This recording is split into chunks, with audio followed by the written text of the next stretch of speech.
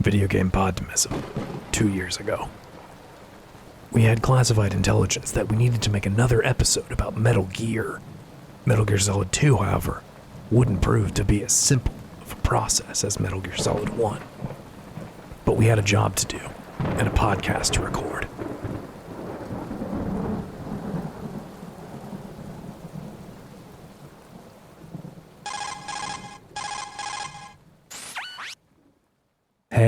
Hey. It's time again. We're back. We're back in the gears. Yeah, we're getting all mucked up in the gears this time. I feel it. I feel it in my bones. We are doing Metal Gear Solid 2 today. Mm-hmm. We did the last one earlier in the year. I don't remember when at all, but Yeah, me neither. it feels like it's been a little while. It definitely has. It's been at least a couple months, right?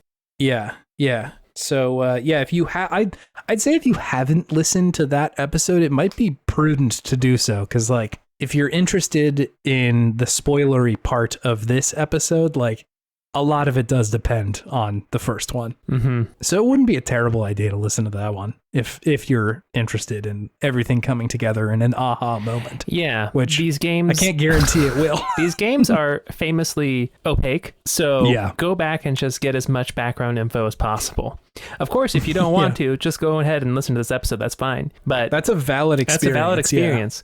But you might be in for the ride a little bit more if you go back and listen to that other episode. Yeah, because we're going to be saying like, hey, here's this guy Snake, and you know who he is. You know what his deal is.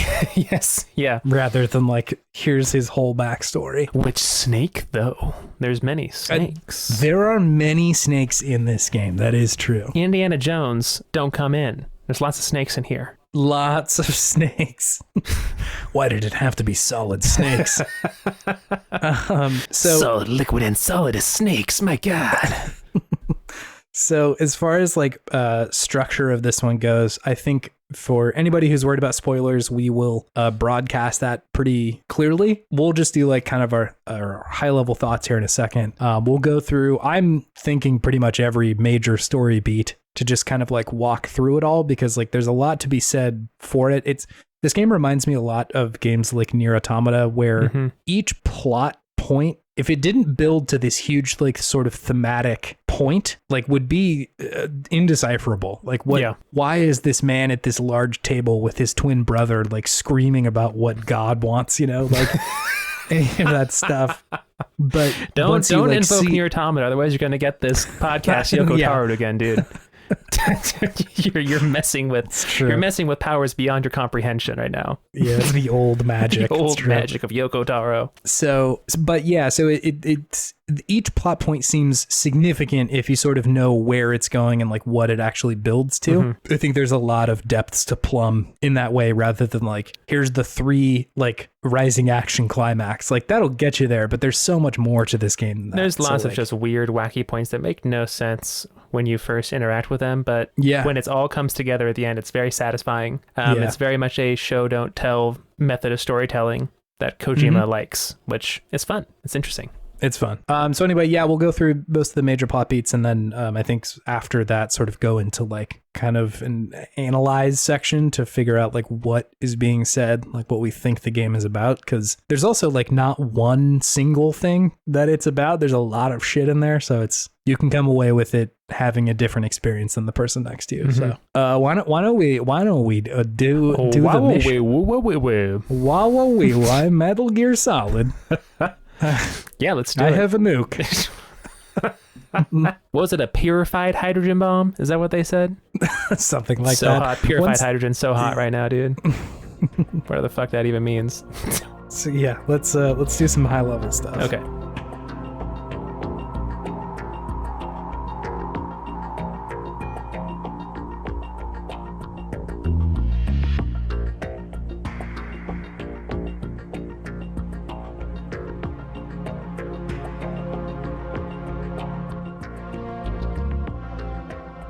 So just like on the face of it, what did you come away feeling with this one? How did it compare to the first one? Just like overall, not necessarily like, specific shit. I liked it very much. It felt like a very different experience than the first Metal Gear Solid for lots of different reasons. First of all, the graphical jump was astounding. It's pretty dramatic. Very dramatic.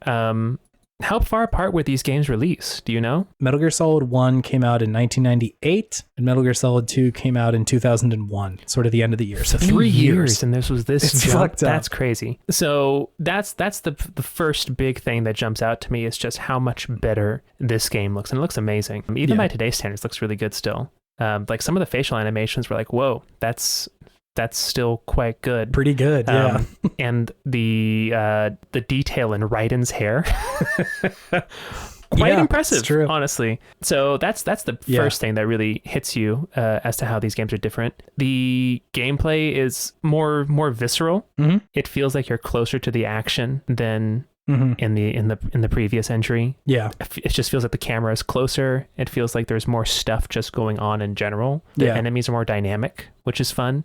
Mm-hmm. And overall, I think it's just a very, even though it's over 20 years old, amazingly, like I think I said this last time too, but prescient. Yeah, for sure. In what it's saying, like maybe even more so than Metal Gear Solid 1. I'd say so. Yeah. Really kind of spooky.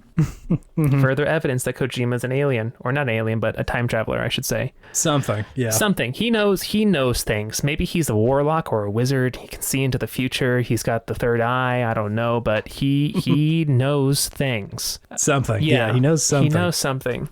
I think there's some issues with the gameplay mechanics, like the baseline structure of the game mechanically. Or not mechanically, but just some of the mission structure, I should say. That definitely feels like it's showing its age, but I think overall it ages quite well. Yeah, totally. I'm with you on most of this stuff. I think it's a pretty wild experience playing it now. I mentioned this a lot on the podcast, but like I've played this game through so many times, and like I don't think I really got it. I'm still not convinced that I got it, but like I don't think I got it as much as I did this last time until this last time. When I was a kid, like so much of this was over my head, and the like heavier stuff in the end, not like emotionally heavy, but just like thinking heavy. Yeah. Like the ideas they're throwing around, I was like not prepared to digest at all, and just sort of thought it was spooky. You know, like it's so spooky. What's going on here? You were here? picking up the vibes. That's what you're telling me. Yes, exactly. So, I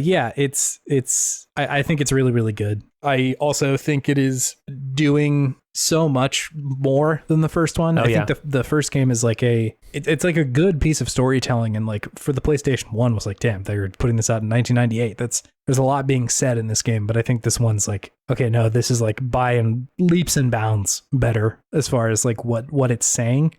At least to me, there's just a lot to chew on in the way that the first one wasn't really there. Like again, like I said, the first one was really good, and like the story was very fun and interesting, but like once I set it down, I was like, I think I get it. Like I think I get all that it had to say. Yeah. And you know, like a lot of it was interesting, right? Like it's got a pretty heavy anti-war message, and like talking about like nuclear armament and disarmament and like the global power structure and all that shit, but there's so much more in this one. Yeah, it was the first one was much more compacted. Yeah. You know, it was a digestible experience in and of itself.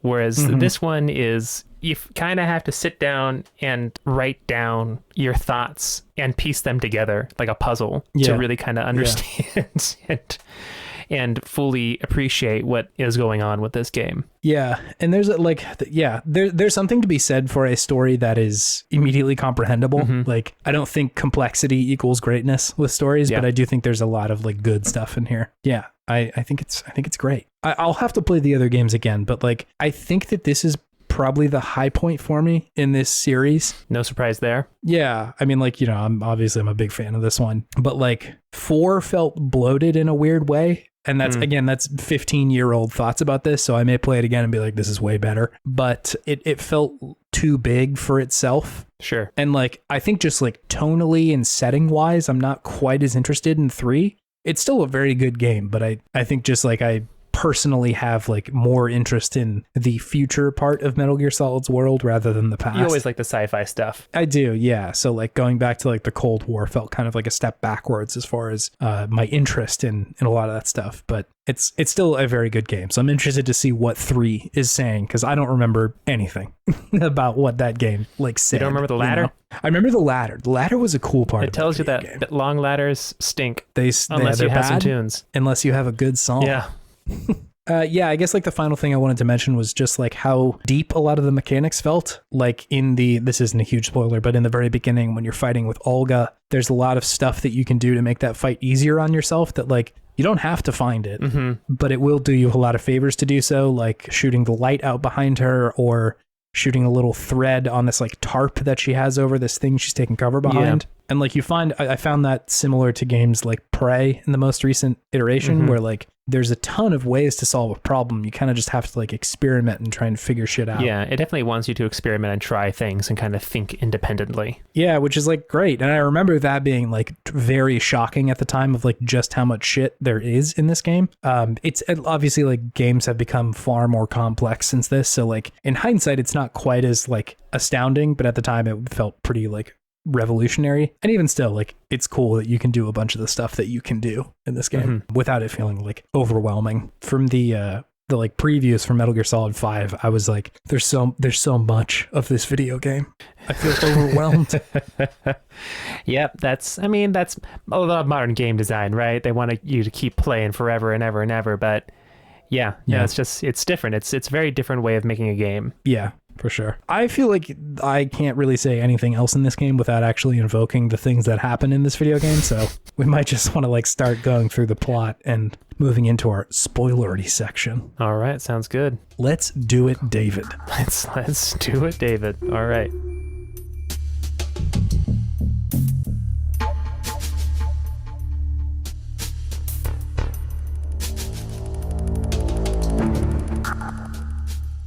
The Hudson River, 2 years ago, 3 years ago, whatever it is. So beautiful. Thank you. Let's see. So the first part of this game, Snake immediately starts monologuing and throwing just like info at you. And then he does like a big jump off of the Hudson Bridge. I don't know New York that well. A very cool bridge. Of a bridge. You've seen it in many movies. Yes. So he jumps off one of those and lands on this big tanker and very dramatic scene. So as far as like placing this game in time, this takes place 2 years after MGS1, which like feels sort of bizarre. I think just like the technology jump from 1 to 2 feels so significant that it's like 2 years. It's nothing. Like, yeah, there's no time between those two. But point being, like this is only a short, 2 years after Shadow Moses from the first one. So yeah, there's more context to that, but we'll get there. Yeah. So Otacon and Snake are like working together with one another. Once Snake gets onto the actual tanker, Otacon gives him a call and he's like, "Hey, dude, here's the sneaking mission," and tells you a lot of information. A sneaking mission. It's always a sneaking mission. A lot of it is like tutorialization of like how to do the game, but it essentially said like, hey, here's the mission. Apparently there's some kind of Metal Gear in this tanker that I think it's the Marines are developing, and their plan is to take pictures of it and release it on the internet. Yep. To like expose the military and put pressure on them to like not do this, I think. Yep. Good use of the internet. Good use of the internet, conceptually. This does kind of like backfire in a certain sense later, but it's almost at the other end of this game. So let's hold on to that. So they now work for this group. I don't even know if work for is the correct word, but like they founded a group called Philanthropy that is like recognized by the UN, and they're just doing like anti-Metal Gear shit, like real anti-Metal Gear girl shit. Solid Snake and Otacon have been on one since Shadow Moses. Yeah, so they're trying to take out all these Metal Gears to like kind of stop this like proliferation that's going on. However, almost pretty much like immediately the tanker is, I guess, hijacked by these like Russian military dudes, which Snake manages to clock by like the sound of the helicopter. Immediately. Is it a Kasatka? I know, right? Just so ridiculous. So, your mission initially was like to go find this piece of metal, like the Metal Gear, but Otacon and Snake were like, we need to figure out like what's going on and like how to get into the bottom part of this ship. And so you start going and like sneaking around. And it's also like, it makes it a little bit easier morally because suddenly you're not like shooting and potentially killing U.S. Navy people. It's like potentially bad guys, you know? You're killing the Russians. Yeah, bad guy Russians. Like not bad even like Russians. Military Russians, just like a paramilitary group. Yeah. What happens after this? So after this, you're sneaking around the tanker, and you go outside after going to the bridge. I think so. See what's going on. Because you're trying to like see where people are going. Because Otacon's like, where is this tanker headed? And so you go to the bridge to see where they're going to, and then everyone's knocked out in there. You check it, and you go outside. Well, where was it heading to? Was it like the Atlantic, the middle of the Atlantic, or something like that? Yeah, they were going out to the ocean. Yeah, I can't remember if it's ever expounded upon why, but yeah, it's like they're going out. Yeah, they're being sent out in the middle of the ocean. Snake's like, that's weird. Then walks outside, and then enter Olga Gurlugovich, who is a very cool, strong lady. I do like Olga. She's pretty cool. She's a cool character. She is the daughter of the male Gurlugovich, Sergei, who is the one who's controlling, or is like the leader of these troops, these Russian paramilitary troops who have invaded this ship. So of course some lighthearted shit talking goes on between her and Solid Snake. And he's like, well, I only have a trank gun, so let's see what happens. And this is that fight that Chase was alluding to earlier, where it really kind of behooves you to try and like do different things. So you can like shoot out the lights, you can shoot out the tarp, and you eventually end up beating her and knocking her out. Don't kill her though. Remember that. Right. Yeah, it's like you had up to this point you only have a trank gun. Yeah. And I think like Otacon specifically said like we're trying not to kill people because like we don't want to go rogue or whatever and start just like killing folks. So you only have a trank gun, which is what you use to fight Olga with. Yeah, and they were thinking that this was just going to be Marines, so they didn't want to be capping Marines. Killing dudes, yeah, exactly. Yeah. So yeah, he just has non-lethal rounds right now. So he knocks her out, and then he decides that he has to go into the belly of the ship. Right. Because he's trying to find the Metal Gear at this point, right? Yeah, I was just about to say, I think that's like what's going on there is they find out like, okay, it's being held below deck. Yeah. And I don't know if they figure this out immediately, but like, I think that the Russian paramilitary troops like haven't gone into that part of the ship. They've just like kind of cut off the top from the bottom layer of the ship. They're slowly snaking their way in. Sneakily. It's a sneaking mission for them too. Yeah. Everybody be sneaking. Also, did we mention that Olga's pregnant? I don't know if we did or not. Yeah, so she's pregnant. She has a little babu. She's got belly. like, yeah, she was talking to Sergei and he's like, once you're done with this part of the mission, you need to like get the fuck out of here because you're carrying my grandchild. Sergei is not cool with her even being there. He's like, why are you here? Go away. You're carrying my grandchild. You need to be somewhere safe. Right. And and she's too cool for that. She's like, whatever, I'm fine. Yeah.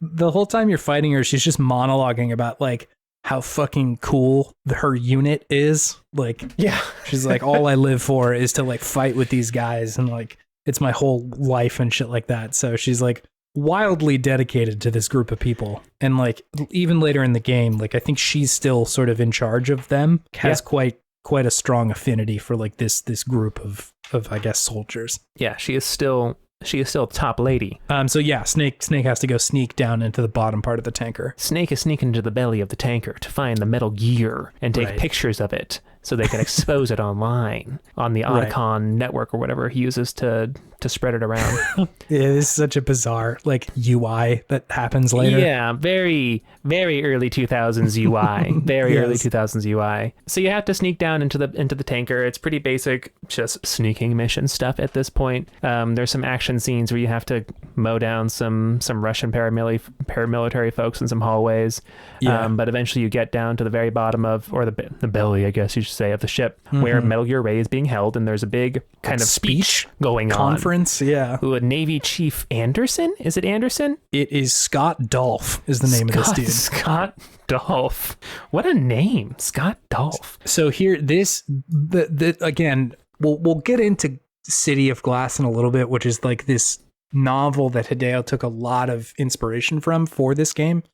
but Scott Dolph was a real dude. Like, it's Kojima's personal translator. Oh, that's funny. And so, yeah, it's like there's so many scenarios in this game where the usage of someone's name and like it being the same as some other name is intentionally really confusing and really bizarre as a way to sort of like confuse whose identity is whose. But anyway, yeah, so Scott Dolph is the, I guess, Marine chief. Commandant? I don't know. I don't know the military. I don't know what any of this means. He's the leader of the Marines on this vessel. He's a big guy. He's a big boy. He's a big man on campus. Yeah. So he's giving a speech, and you kind of have to sneak around all these Marines by changing where they look with the projector screen, which was silly. So you go around, you take the pictures, you upload them to the network, everything seems all good. But then things start to break pretty bad after this point. Yeah, so during this section, I think something that's also worth pointing out is that like Dolph is giving this speech that like the new version of Metal Gear, which is called Ray, is intended to be a counter to other Metal Gears because like it's the anti-Metal Gear. Right, because after Shadow Moses, like Metal Gear Rex, which was like the main one there, like I think those plans must have just like got out into the world. Like it was kind of a famous thing that happened. And so a lot of people in the world have Metal Gears at this point. And so, you know, you can think about the metaphor of like nuclear proliferation as kind of a similar thing. Like a lot of people have Metal Gears or nukes at this point. And so their idea was to make Ray to counter all of these other Metal Gears. So it is the next, I guess, like step up as far as like technological advance. So yeah, eventually, however, Ocelot shows up along with Sergei Gerlugovich in this room, and they take Scott Dolph hostage for a moment. Both of them like sort of monologue for a little while, and like Dolph was like, well, what the fuck are you doing here? Like, what is all this shit? And I forget if there's like doesn't Otacon enter, or not Otacon, but Ocelot enter by just slow clapping behind him after his speech? Does. Yes, he does. They're all like saluting, and Ocelot's just like clapping in the background, and then walks out. So ridiculous from behind Metal Gear Ray or some shit. Yeah, it was wild. It was wild. There was this moment we failed to mention earlier, but like there's a section where there's another Russian soldier like locking a door to kind of like lock everybody in this area. And Ocelot's like walking by him to get to this part and like shoots the dude essentially. Yeah. I mean, not essentially. He does do that. I think like the game at this point is just like trying to communicate to the player like Ocelot's working for kind of his own deal. Ocelot's a rogue. Yeah, he's doing other shit. And that is borne out moments later where Sergei's like getting a little bit suspicious of what Ocelot's saying. He's like talking about like returning Metal Gear to where it came from or something like that. So yeah, he's like, what are you talking about, Ocelot? What's happening here? Because they thought they were buddies. He did, yeah. And like, I think there was also some suspicion that Olga had of Ocelot, even at this moment. But yeah, essentially what happens is that Ocelot sort of like sells out Sergei. I think he shoots him. Like they're about to fire on each other, and like Ocelot throws his cloak in front of him, and like shoots Sergei through the cloak, which is just like very incredible. Dramatic. It was very dramatic. It was great. So he kills him, and then like I forget exactly the mechanics of it, but like kind of all hell starts breaking loose in there with like the Russian soldiers not exactly sure who they should be shooting at, and like the Marines not sure who they need to be shooting at. Everyone's shooting at each other, and Sergei and Scott Dolph are down for the count. Right, yeah, they're like out. And during this time, Ocelot manages to like get up near the top of Metal Gear Ray. And I think Snake, it's like near this time, is like, yo, it's Ocelot, what the fuck is going on? Like kind of reveals himself. Yeah. Ocelot has this very bizarre moment where... Also, by the way, Ocelot has two arms. And if you remember from the first game, one of his arms got cut off. Yeah. So it is significant to see him with two arms at this point. And anyway, once Snake shows up, his arm goes all wild and wacky, and his like personality shifts, and he sounds exactly like Liquid Snake all of a sudden, and starts talking to Snake like, hello, brother, and all that shit. Like a weird, like English Vegeta almost. I was just gonna say it sounded like a Vegeta, yeah. And like starts just like talking shit essentially on Snake, like, fuck you, dude, you know, you have no idea what we're doing. And eventually just like straight up hijacks Ray. The like Marines are trying to fight back against him, but he like, you know, obviously he's in like an incredibly strong big boy machine. Yeah, there's no way to stop him at this point. And essentially just like sinks the tanker through there. Like starts like the Metal Gear Ray, let's start blasting. Pretty much. Metal Gear Ray at some point like dunks its head underwater and like sucks up a bunch of water and then fires like a laser beam with that. Concentrated water beam, please, Chase, please. Is that said anywhere what that is? No, but it's pretty clear. Come on, Chase. So come on, read between the lines, man. Yeah, I guess that's true. So yeah, it's like opaque. It blasts through like this tanker and all that sort of shit. This is like, I don't think incredibly important to the story, but it is really interesting how they've made Ray and pretty much all future iterations of Metal Gear weirdly organic. Like Ray makes like noises that are like kind of animalistic. Oh yeah, like it's kind of sounds like a pterodactyl or something like that, like a big screeching animal. It always reminds me of like a water. They remind me of dinosaurs. Like this reminds me of like a water dinosaur. Yeah, especially exactly. With its big tail. I don't know exactly what the like significance of that is, but like they keep doing this in other games too. Like in Metal Gear Solid 4, like the kind of small, the cows, the like kind of smaller metal fighting machines like sound like cows when they're jumping through the air. So yeah, those were so weird. Very strange. Like I said, I'm not totally positive about what the significance of that is, but it is here too. Mm-hmm. So anyway, Ocelot blows the tanker, and it's initially kind of unclear how Snake is doing. Like it looks like it wouldn't be a very easy place to get out of, but like sort of towards the end of the cutscene, you see him surface like on top of the tanker while Ray is like getting away, essentially. And so like to the player, it's kind of communicated like, hey, he's probably not dead here. Yeah. So that's pretty much it. I'll also say like the section from the very beginning to the fight with Olga was in like the demo that came with Zone of the Enders. And pretty much all of the marketing material only showed this part of the game, the tanker mission, which is intentional, which is sort of something we'll touch on later. But essentially Kojima was trying to like fake people out into thinking like, this is the game. Yeah. Like this part of the game is it. You will only be playing as Snake, which will change in moments here.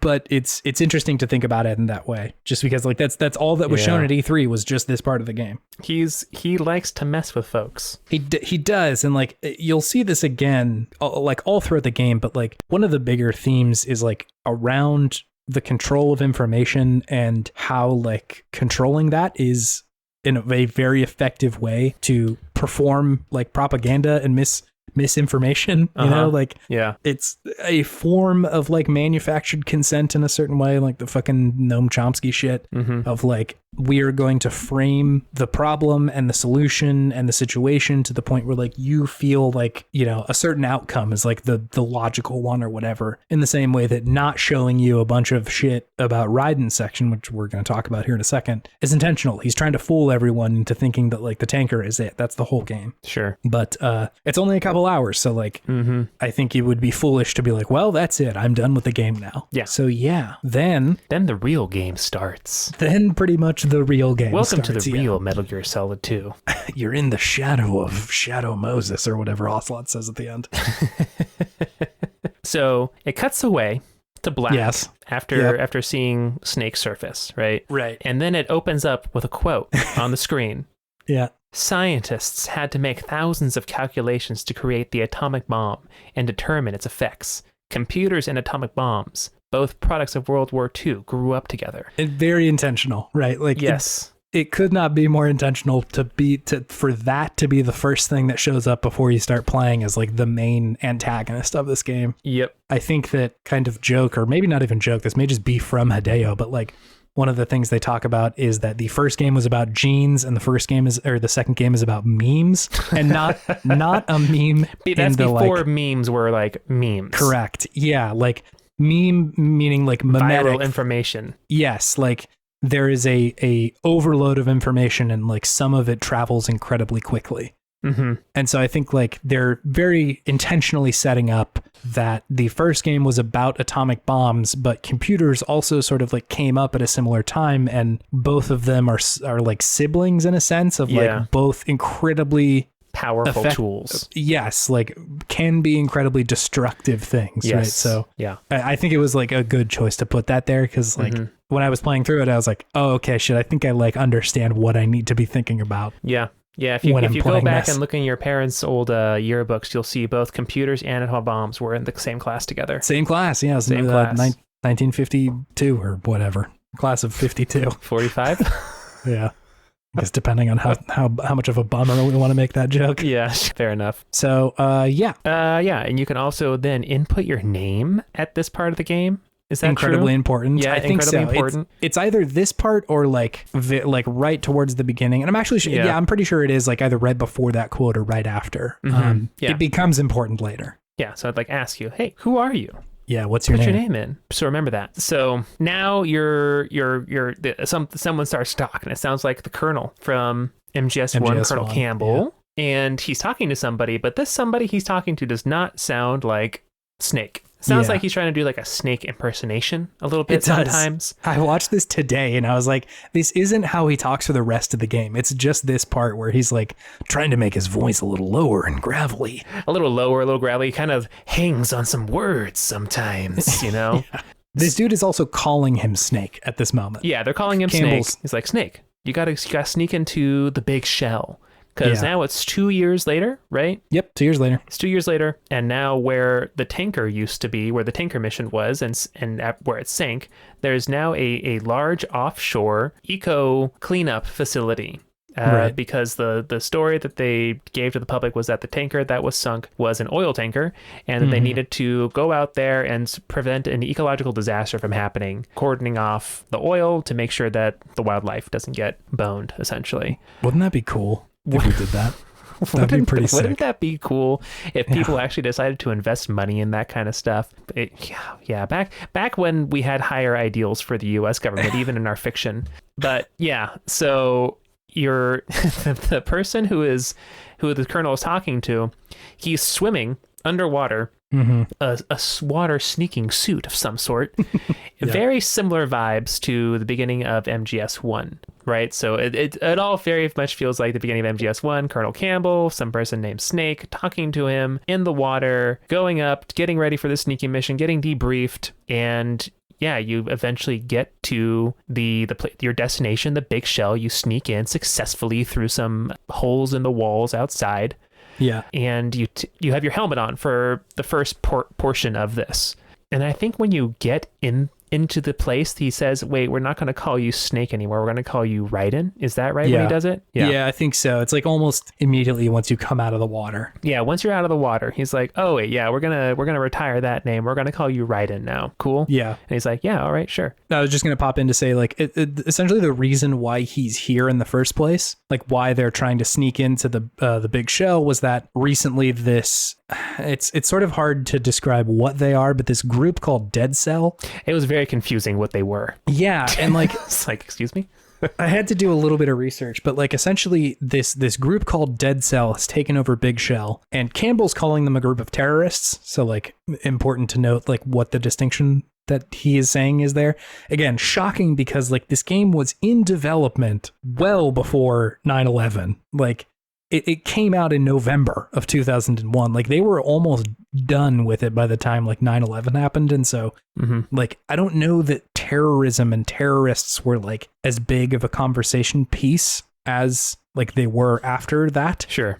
And so it's like shocking to see them like really grappling with what that means when like you're applying that to people, and like saying that someone is or is not a terrorist group. I mean, Kojima's from the future, dude. He knew when to release it. It's shocking. But apparently red cells are like a real thing. So Dead Cell is the name of the group. Red cells are a real thing of this like it's essentially a group of people that will try and put certain government organizations like kind of through the ringer to try and test their effectiveness. So like of your own government. Of your own government. Yeah. So like it's part of the government testing itself, right? Gotcha. Of like people who will go into like a base or something and see like, could we take this over? how many people would we need to do it? Where are the like holes in the defense, essentially? Which is like so surprising. I thought like, why? This seems like it's a good idea in concept, but like could so easily go wrong. Yeah. So anyway, the point of Dead Cell is that they in the game were doing the same thing, that they were a organization to put certain government agencies through the ringer to try and test how good they are. Yeah. And specifically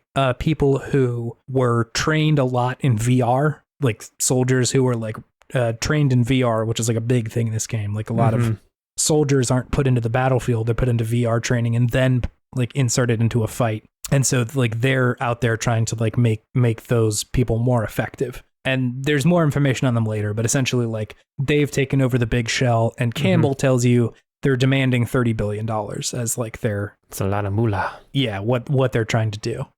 So yeah, that's the mission. You are going to go and find Dead Cell and take them out essentially, but your mission is to rescue the president. That's the big thing. Who's also here. Because they've taken the president hostage. I guess the president was there just visiting to like check out the site, and they knew he was there, and they came in and took him hostage. Yeah, the story that Campbell gives you is that there was like a tour of the facility going on. Yeah. So yeah, and they're also saying that they'll kill the president and fire a nuke if they don't get the $30 billion. Yes. So that's a beautiful twofer right there. He also makes that's right. He also makes mention of Foxhound. I think like Campbell mentions that you are a part of Foxhound right now, which like is sort of surprising. And again, it's intentional, but like I feel like after the first one, it was like I think Foxhound was disbanded in some sense. Well, Foxhound was the organization that went rogue in the first one. Was it? Or was it Fox and then Foxhound was made to hunt them down? I thought I can't remember which one Snake was a part of, but yeah, he mentions in this one Foxhound very specifically. So Foxhound is around already. Yeah. But yeah, so I think like something that is like super important to note at this section is just the sheer amount of mirroring that is happening between this game, and we mentioned this a little bit, but this game and the first one. It's how Raiden enters. It is like the Colonel, literally the presence of the Colonel, like the same guy from the first one. They have like these terrorist group have like seized a government facility. They are making very big threats. The kind of the first thing that you do in this game, like even mechanically, is you go into a room and you are waiting for an elevator to come down and pick you up. And there's like 2 guards in it. Essentially, this serves as like kind of a tutorial to like figure out how to play the game. Yeah. Yeah, it's just like almost beat for beat the same thing that happens in the first game, which again, very, very intentional, and it will make sense why later. But yeah, so then I will not mention it every time it happens, but there is so much fucking fourth wall breaking happening. Like the Colonel telling Raiden directly, like, you need to press the start button to call me, and like press the action button once you get up next to the node to like log into the node or whatever. And nobody bats an eye at that. Like Raiden isn't like, what's an action button? He's just like, yeah, okay, I got you. Yep. So again, like typical Hideo of like trying to break down the wall between the player and the game. Exactly. It's fun. This section also introduces you to Rose, who is the like analyst on this mission, and also apparently like Jack's maybe on again, off again girlfriend. Yeah. Jack being Raiden. Sorry, I just started using his real name. I was about to say, who's Jack? Yeah, Rose calls him Jack, which is important later on. It is, yeah. And they say like, okay, well, like, please use this like code name Raiden or whatever. She's like, all right. And again, this is another sort of mirroring between like Mei Ling in the first one kind of being like a kind of romantic interest to Snake. I think like this one is much more direct and much more intentional with like, this is definitely a romantic interest and they're definitely kind of dating. But yeah, so that's a part of it. Also like, Hideo, a Titanic reference with Jack and Rose, dude. What are we doing here? I didn't even notice that. Why? It took me until this playthrough to realize that. Like, when was Titanic released? I think it was 99 or something like that. Damn. Okay. Jack and Rose. Here we go. Tale as old as time. I just searched Titanic on Google and it's like construction started in 1909. I was like, damn. This is an movie's been cooking for a while. James Cameron, you are old, my dude. 1997. So 97, damn. Yeah. Okay. This is probably also a good time to talk about Raiden's design, like just what he looks like. Yeah. Because I think it is really important to like what the game is saying. It's like it couldn't be more different than Snake. Like, yeah, absolutely. Snake in the first one is like this kind of like hyper masculine dude who like is constantly smoking and his voice is all gravelly. Yeah, and he's sounds got a like beard. he smokes a pack a day at least. Yeah, and like, you know, has a mullet. So like, you know, he's cool. And it's interesting, and there was a lot of gamer rage at the time about this, but Raiden is like very different. He's like very intentionally androgynous. Like he has like much. Say some of his design is very intentionally feminine. Feminine, yeah, I guess that's true.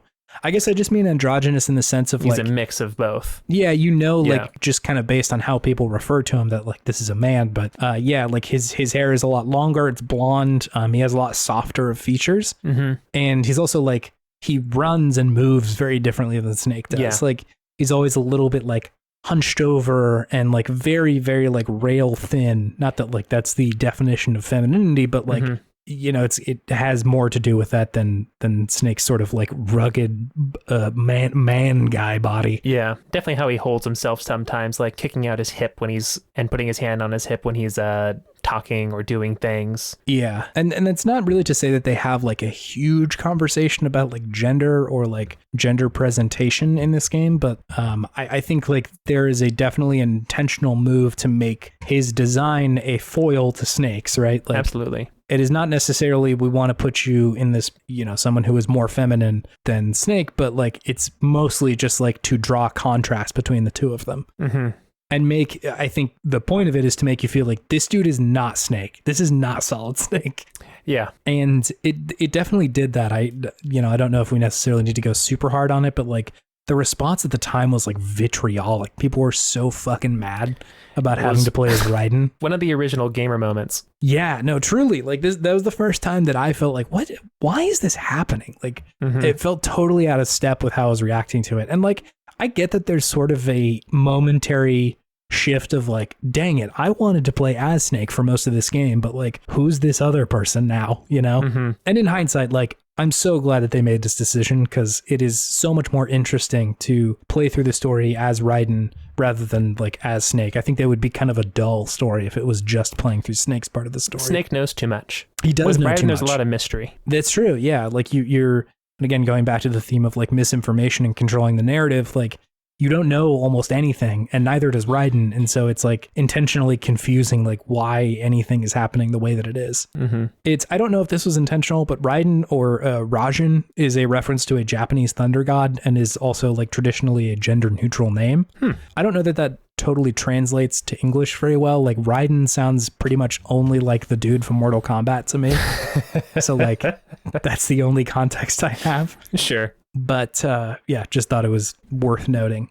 So anyway, yeah, people were pissed about this. I think in a way that reminds me a lot of the stuff with, you know, Last of Us 2 and like making you play as somebody that you don't want to. Exactly.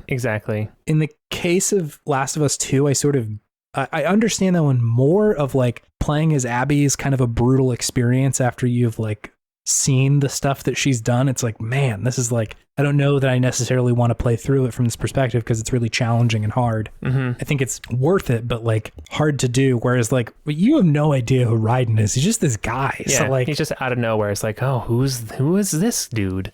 Yeah.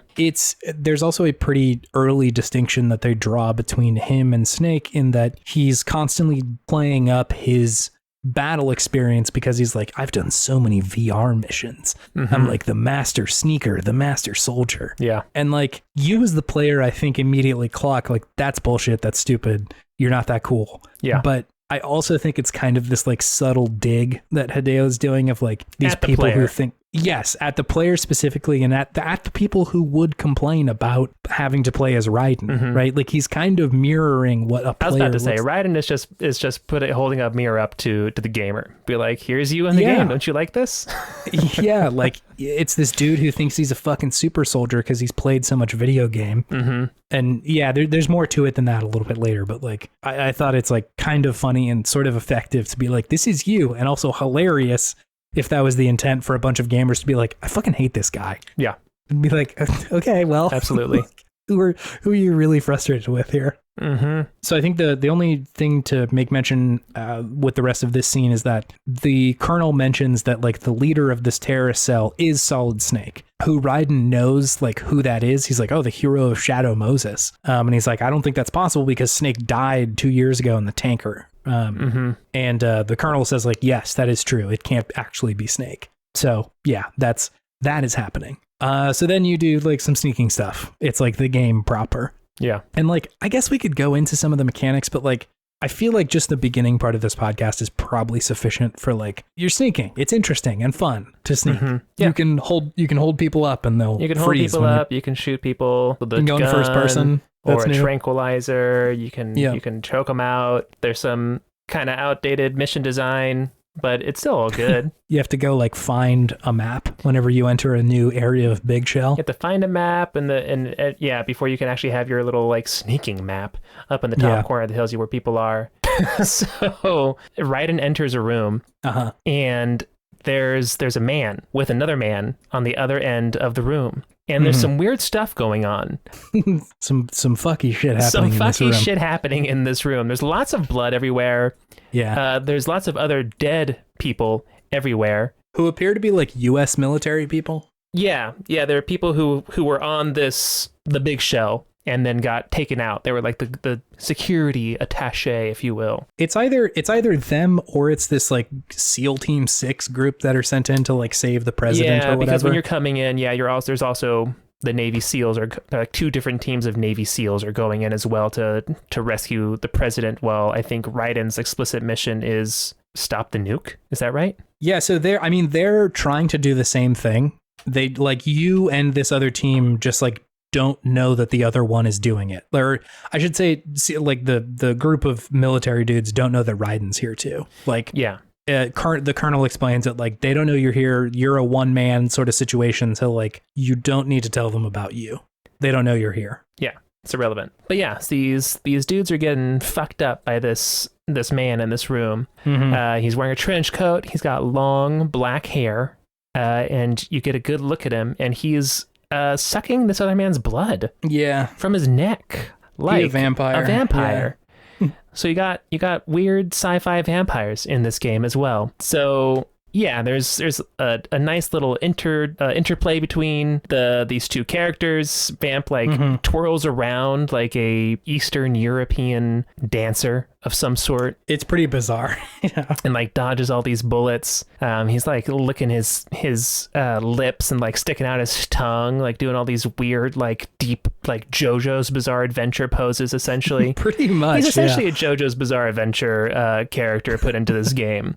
For all intents and purposes. He like goes onto the ceiling at one point. It's just like crawling around up there. It's very spooky. Yeah. It's very spooky. So yeah. Wait, did you already talk about how you meet Solid Snake? No, that happens in like the same section here. Yeah. So like there's another then soldier. He pops in. Yeah, there's like another guy in here that like seems to be dressed up like the rest of them, but hasn't died yet. There's another dude in there who's just like has his gun out and is watching this showdown between Vamp. His name is Vamp, by the way. His name is Vamp. They show it on the screen. They show the name on the screen and his voice actor at the same time between Vamp and Raiden.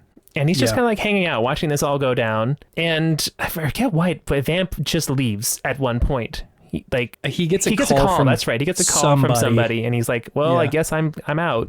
See you later." Yeah. And then both the other two people in the room stop shitting themselves and just start to hang out and talk. One of them being Raiden. One of them being Raiden. One of them being takes his mask off, and it looks a lot like Solid Snake. It's also voiced by David Hayter. Like it says on the screen, like it's also him. Yeah. It's not Snake, says the game. Yes. He's like, I don't know who that guy is. My name's Iroquois Pliskin. Yeah, which at least the Pliskin part is a reference to the Escape from New York movie that like Hideo explicitly sort of lifted some of the design from Kurt Russell's character in that one. The mullet and everything. The eye patch. Like the eye patch. Yeah. Whose name in that one? Snake Plissken. Yes, exactly. Snake Plissken. So it doesn't take a genius to kind of see like, okay, so this is Snake. Yeah. Who's also here. Yeah. why he chooses Iroquois, which is a Native American tribe, is it not? Yeah, I like tried to look into that. Like I found on Google that like I think the name Iroquois might mean black snake, but I'm not super positive about that. It wasn't like this is definitely what it means. It was like in an article that referenced Iroquois. So I was like, I don't necessarily know if that's for sure it. But yeah, it's some sort of reference to the like Native American Iroquois. Yeah, so they're talking. Clearly, Iroquois Pliskin is a hardened soldier because Raiden's talking to him about how he's done so much VR training, and the guy just kind of like, says, "Sit down, nephew," essentially. Yeah, he's like, kind of dunking on him like, oh, you're a fucking VR soldier. Like, God, yeah, he's not impressed. He's not impressed at all. Yeah. He's like, this is your first mission and you've only ever done VR. Like, why would they send you in here? This is not going to work out. It's not the same thing at all. You're not prepared. Yeah. Just try and stay out of my way, essentially, sort of deal. Very, very reminiscent of like Meryl, how he treats Meryl in the first game. Solid Snake, right? Yeah, like you're a not, rookie. You're not experienced enough. You're not experienced. What are you doing here? Get out of my way, sort of deal. But also, similar to Meryl, becomes a friend eventually. It's true. And like, I would say they're not like in that scene. They're a little bit combative, but like Snake is also like, okay, so you're also trying to do the same thing I am. So like, we'll at least kind of work together for a little while. Yeah, Snake's dunking on him just because he's concerned that this guy is out of his depth, essentially. Yeah. It's like, you're not prepared for this, but sure, do your thing, and I will see if, you can help me on my mission too. It explicitly says like the quote, "War is a video game. What better way to raise the ultimate soldier?" Which I think is, like you were saying, sort of a dunk on this like generation of kids growing up with like games that are using violence without really looking at what the violence is doing. Like I think like Metal Gear Solid is a game that is a violent video game, but like Snake is a person who definitely kills people, but like it seems like it weighs on him quite a bit. Like he doesn't just like mow people down in the Nathan Drake way and be like, I'm a happy-go-lucky guy. It's like he's like, I am grappling with the fact that I am also like killing people. And so like the violence I think is examined in most of these games. Yeah. Maybe not Metal Gear Revengeance based on the clips that I've seen, but like it's a game that does examine its violence. And I think Hideo might be saying like, in the same way that Yoko Taro talks about like violence in his games, like it takes a crazy person to just like kill people all the time in games. So like, what does it mean when someone does that? How does it affect people? And like, how does that change the characters? So I do think it's interesting that they're pretty explicitly saying like, that's not what this game is. And so like, what is the effect of people just playing war games all the time? Yeah. This is the part where Snake talks about Dead Cell and Vamp and talks about like the origins of Dead Cell. We already sort of touched on that. So like, I don't know that we need to go through it again, but like he talks about like they went rogue at some point and like have taken over this place. He says their original leader died in prison, and I'm actually not sure who that's a reference to. Their original leader died in prison. Was it maybe wasn't we can cut this part out, but wasn't Oh yeah, no, you're totally right. Yeah, we'll get to it. That's a yeah. Also, real quick, Wikipedia, the Gale Encyclopedia of Multicultural America attests the origin of Iroquois to Iroque, Algonquin for a rattlesnake. Oh, interesting. But that's cool. One etymology of the word. I just looked it up. Nice. Well done, David. That's my research for the week. Chase did a whole 11-page Google Doc. I'm just so interested. I'm so into this game. I guess the only other thing in the scene that happens is that Raiden's like, all right, let's go. And Snake like kind of has like a moment and has to sit back down and have a cigarette about it. Yeah, clearly Snake. Yes, definitely. They're calling him Iroquois Pliskin at this point. It's Snake. So like, yeah, we don't need to dance around it. Yeah. But yeah, so he like has to sit back down and like, it looks kind of similar to like a fox die thing, but Snake is just like, I just lost too much blood in this fight, so like I'm gonna sit down and just go hang out. Yeah. If you go back in this room too, after you go out of it, he's like sleeping, which is incredible. Or if you call him on the codec, he's also sleeping. No, I mean you gotta get that blood back, baby. Yeah, hang out. Okay, so after that, Raiden leaves that room to go find the U.S. president, and he leaves the room and he goes out on like a catwalk essentially of the big shell, and one of the struts. Yeah, one of the struts. Yeah. And he sees a bunch of dudes who are kind of having a standoff with this woman in a large trench coat with a seemingly very large gun underneath it. Yeah. And she's just like brazenly just essentially shining them on, daring them to do whatever. And it's just clear that she is terribly, terribly outnumbered. And I think you can see that they have the president hostage behind them. It's like her and then Vamp's there too, I believe. And so all the U.S. soldiers are like, okay, let's take this girl out. And they just start blasting. Yep. But lo and behold, every bullet zings around her as though she has some sort of supernatural ability to make bullets not hit her. And grenades, when they land near her, don't explode. Yeah, it's like a dud or whatever. Yeah, so this is the second kind of quoi moment of these bad people in this game. First you have the vampire, and now you have the woman who can't be shot or harmed in any way, it seems. They do give her a little title card, and her name is Fortune. Fortune, yes. Yeah. Cool name. Very cool name. She doesn't get a ton of screen time. I think Fortune is so interesting as a character. She's a cool character, yeah. I also really like her music. It's this like sorrowful saxophone music that plays whenever she's on screen. Yeah. It is sad sax music.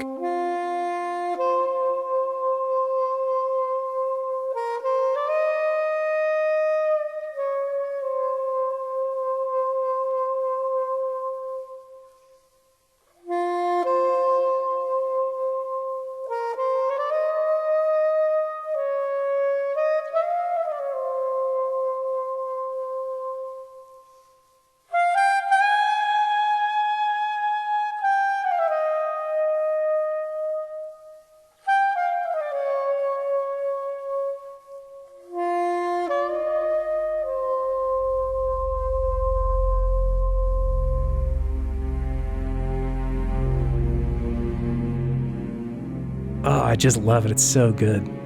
And isn't she Scott Dolph's daughter? Yes. I don't remember when that's revealed. I guess it doesn't matter that we say that now, but yes, she's the daughter of Scott Dolph. She's daughter of Scott Dolph, and it's also alluded that her husband died on the tanker. Yeah, something like that. I think it was both of them. And so she's like pretty much the whole time. Again, I don't think it matters that we're jumping around, but like she's trying to find Snake because she blames him. She blames him for everything that's happened. Both her father's death and like what she calls a curse. Like, yeah, all the bullets flying around her. She says like, I can't die. It's my curse to do this. Yeah. No one can kill me. God. So it's like so overwhelmingly Metal Gear, that part when she's like, just go ahead, kill me, you can't do it. And like the bullets curve around her and shit. It's just, oh my God. I'm so melodramatic and ridiculous, but like so cool at the same time. Yeah. Yeah, it's a peak Hideo moment, especially with the sad saxophone music in the background wailing away. Yeah, absolutely. I'll put some of the music in here just so you can really hear it. Anyway, she fires a rail gun at the soldiers who are firing at her and just obliterates them completely. And the strut that leads to the core of this section of the big shell. Yeah, these boys get fucked up and like it doesn't go great for them. Yeah. Yeah, so they all get messed up, and now there's no way for Raiden to get to where the president is.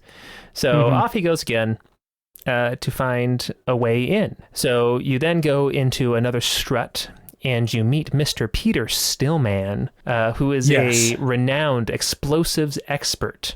And he's just kind of hiding out in there. This is a can of worms.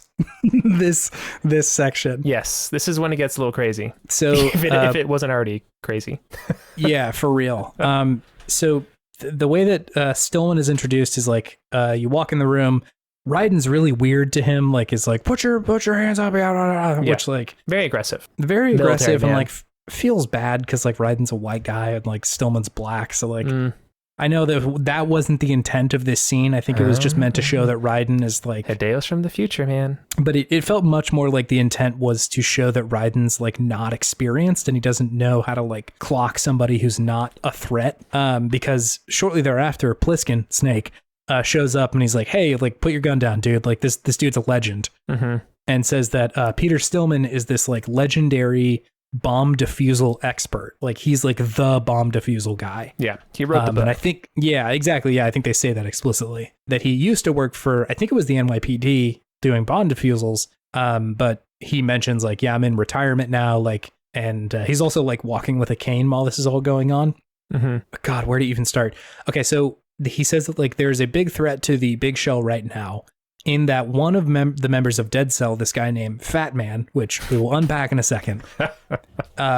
This guy named Fat Man he's planted a bunch of bombs here, and he's gonna fuck up the big shell if we don't do something about it. It's unclear if he's like gone rogue from Dead Cell or not, but yeah. So he's planted a bunch of bombs. About him, they're saying like Fat Man's betrayed us, or he's like doing his own thing. And they're not keen on it. That's for sure. Right. And so like this is kind of the most immediate threat that you have to deal with. It also happens to be that Peter Stillman was the mentor to this guy, Fat Man. The quote in the game was, he built an atomic bomb when he was only 10.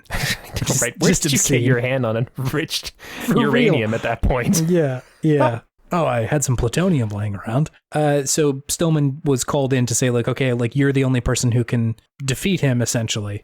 So he, like his role is to stop these bombs from blowing up. And he says like, I know all of his moves. I know what his deal is, and I know how to stop him. There's also a lot of monologuing in here, and I think it does end up being important. It's kind of unclear initially, like what is going on or like why they're talking about this, but that'll become clear a little bit later. But the text of it is essentially saying like Stillman feels like he fucked up because he taught Fat Man everything he knows, like everything that Stillman knows, he tried to communicate to Fat Man. And he says very explicitly, like, there are some things that you have to pass on. The trick is to know which one. Yeah. All I taught him was skills. And so he's kind of saying like, I didn't teach him right from wrong or knowing when to apply any of this, because like Stillman, it sort of suggested like he got into bomb defusal specifically, and like you have to understand how to build a bomb too to do that, but his drive was always to do like bomb defusal rather than blowing shit up. And so in a way he's saying like, I didn't transfer the correct information to him. I didn't teach him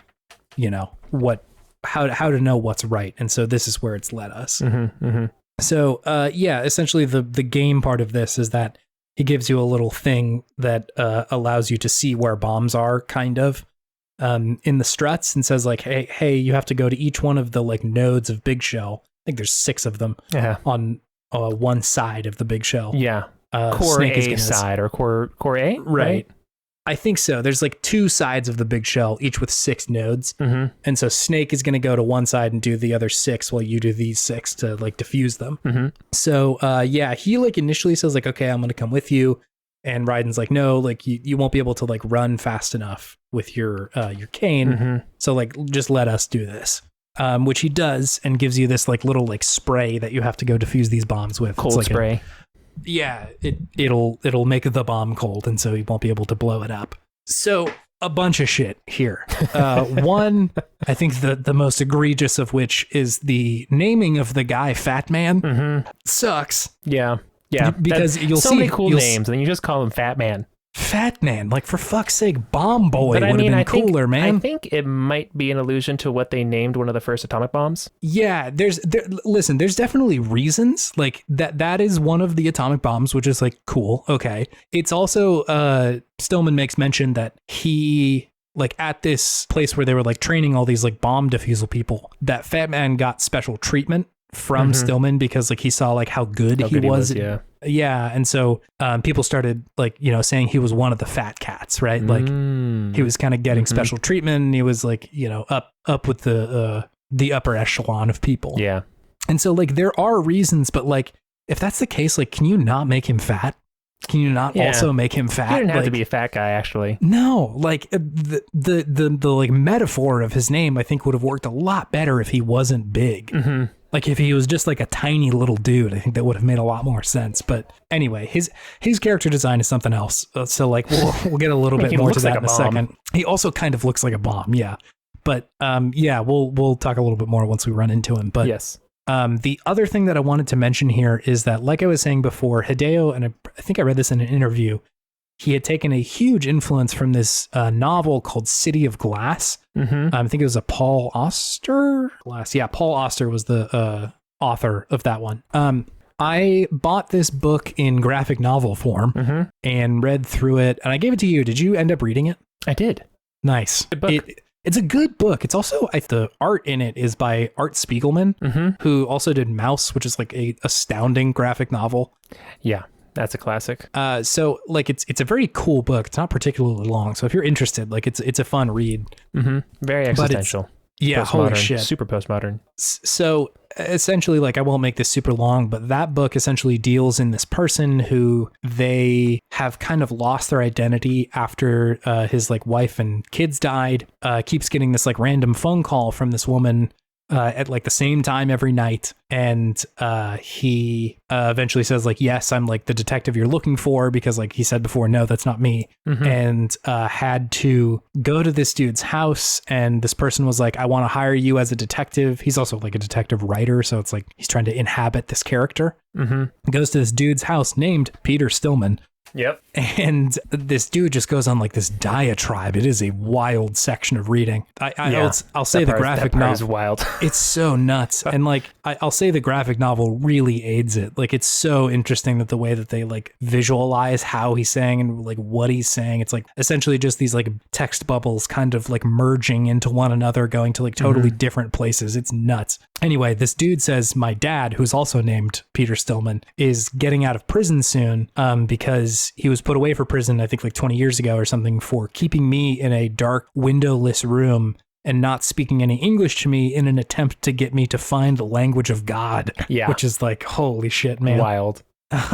And so this dude, I think his name is Quinn, I'm pretty sure, is like, yeah, I'll take this case on. I'll go like see if this is your dad and if he's a threat to you. And so a lot of the book concerns like him trying to find this person who, like, he doesn't know if it's his dad or not. He just like finds a guy on the subway. And he's like, could be him. Yeah. And so like follows him around, and this dude's like, yeah, I'm Peter Stillman, and like forgets their conversation every day. And they just sort of like talk to each other. And it's like real heady shit. By the end of it, essentially what happens is like he loses track of this guy. He doesn't see him anymore one day. And so he's like, okay, fuck, I haven't heard from this wife or not in a long time, or not. Yeah, actually the wife of Peter Stillman. I'm going to go like see if I can get in contact with her. She doesn't pick up her phone.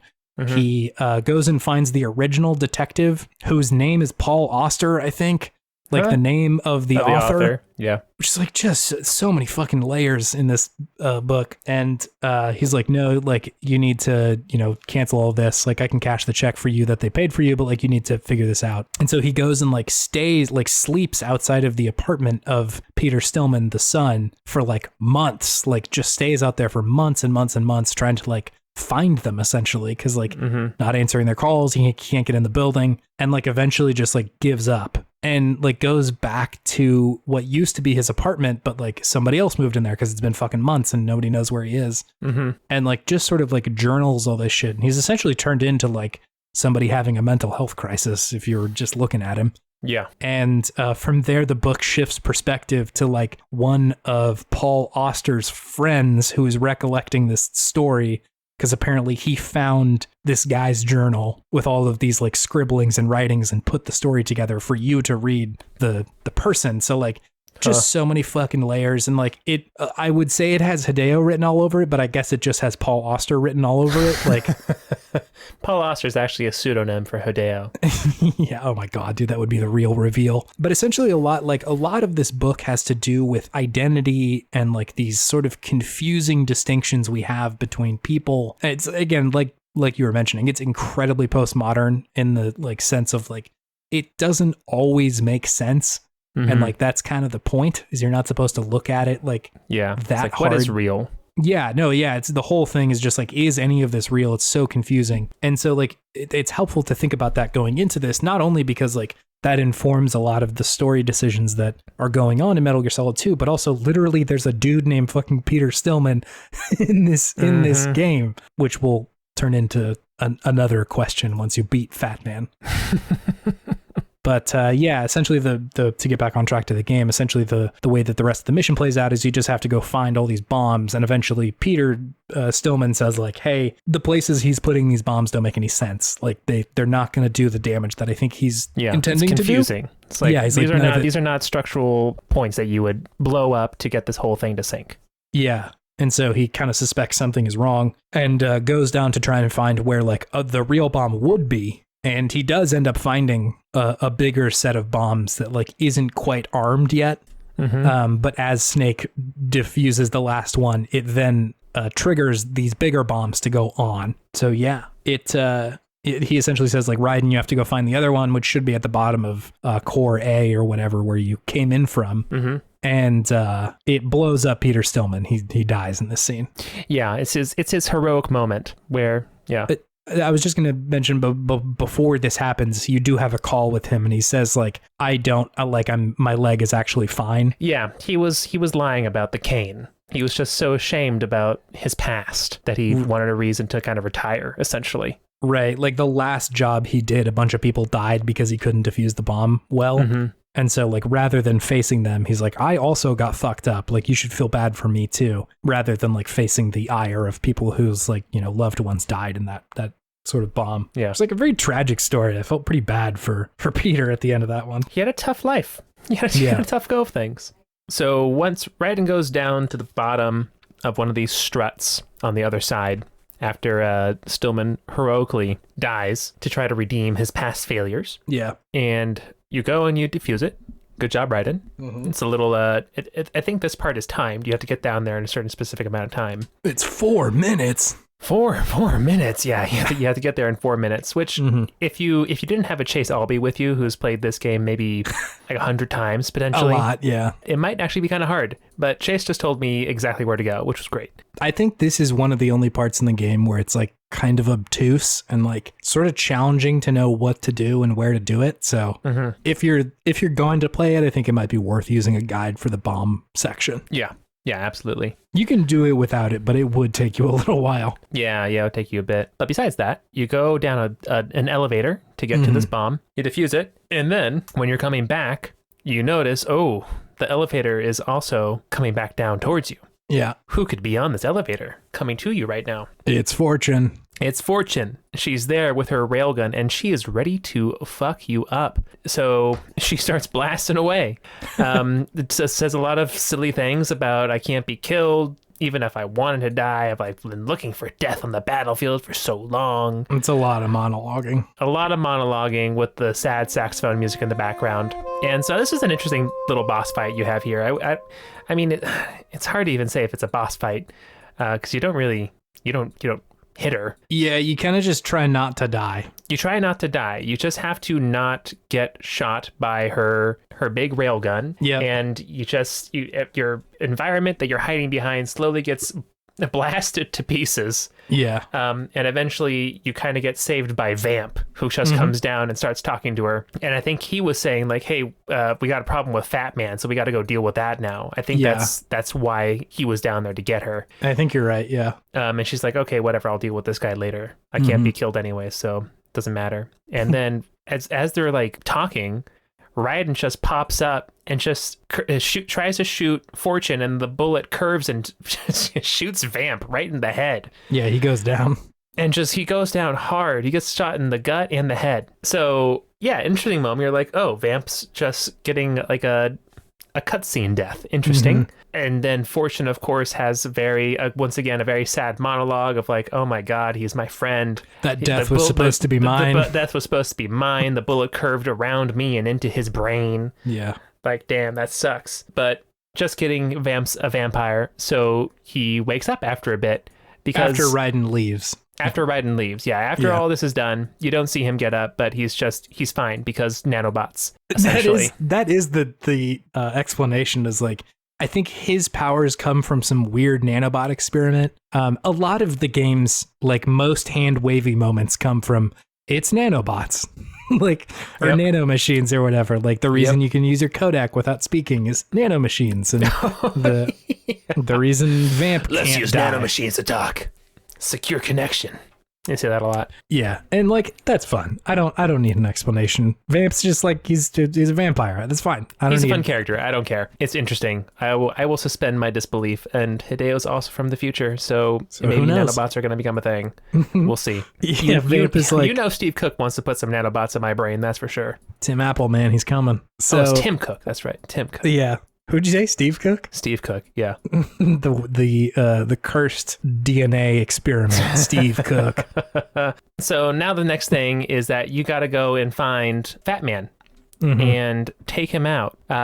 So You go to one of the helipads, I think it is. It's like the roof of one of the places, yeah. And you've been here before to defuse one of the bombs, but now you're going back. It's a pretty wide open area, has some like little corridor pathways to go down between like some pallets or whatever. I think they're like shipping containers, yeah. Yeah, shipping containers. And then Fat Man pops out of nowhere. And, on roller skates. And he's on roller skates, which is such a very bizarre, but at the same moment, totally just fits with the vibe of Hideo Kojima as a game creator. Like, why wouldn't a large, overweight man in bomb disposal gear be riding around on roller skates?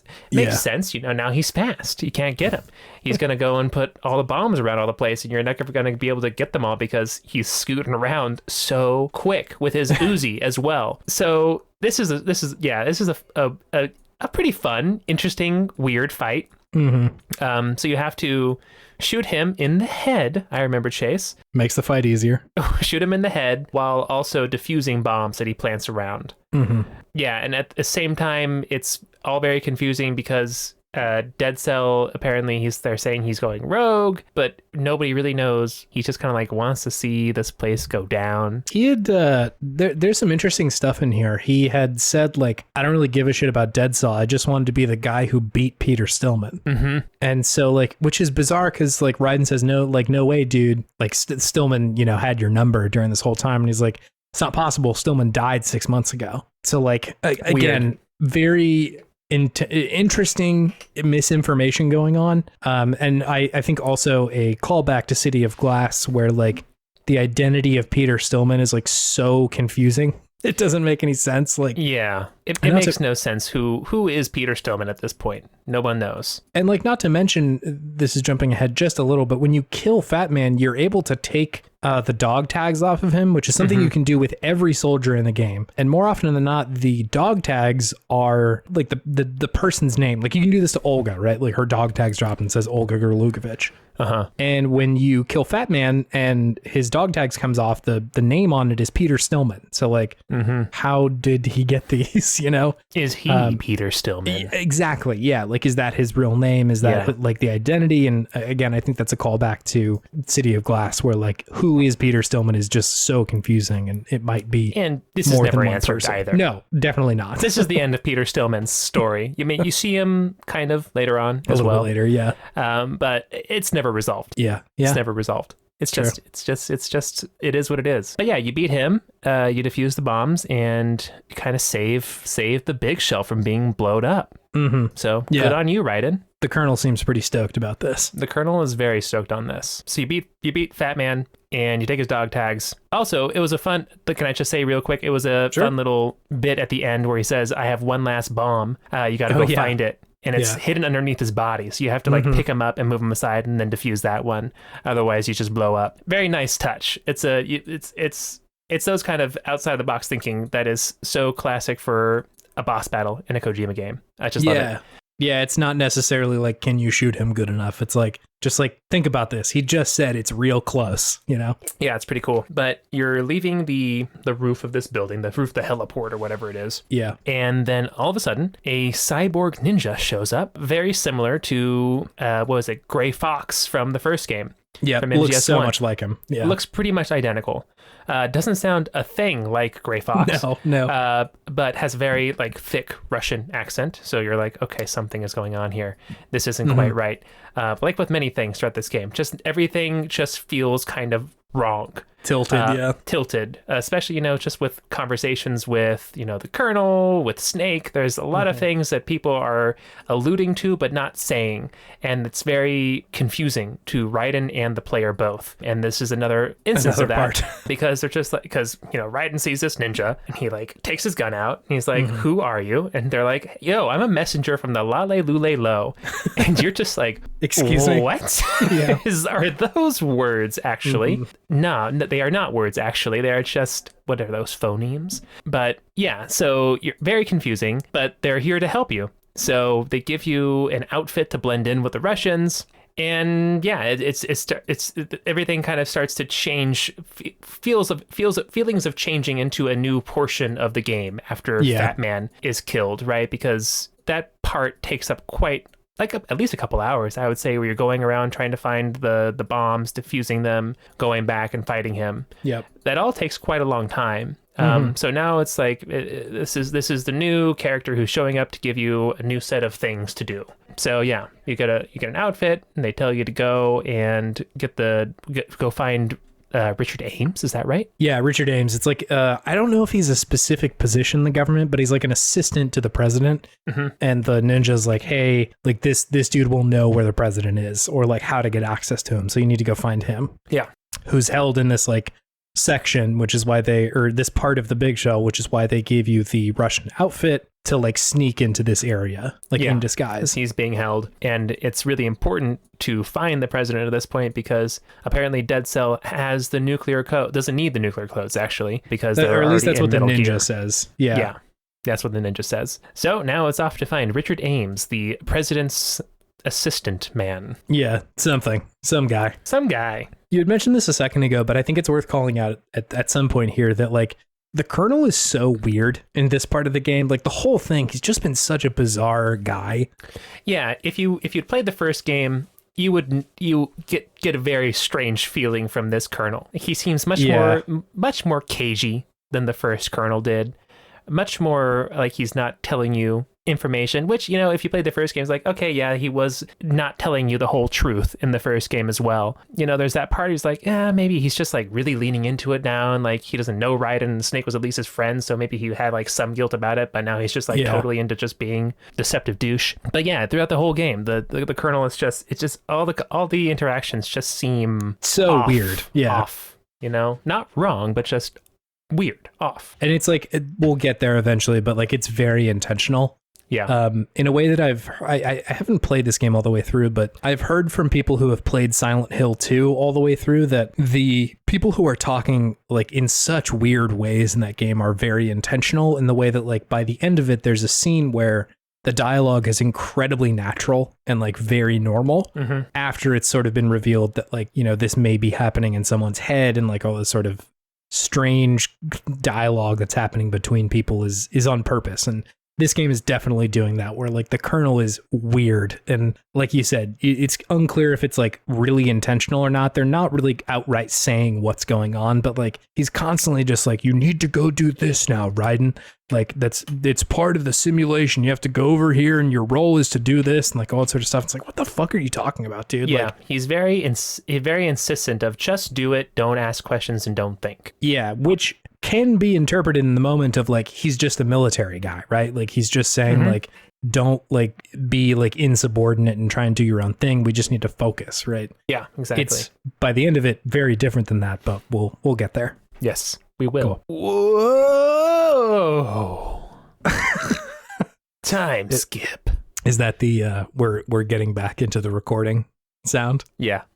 Yeah. Do your own. Let's hear what you got. Whoa. Oh, that was good. Yeah, thank you. Yeah, that was nice.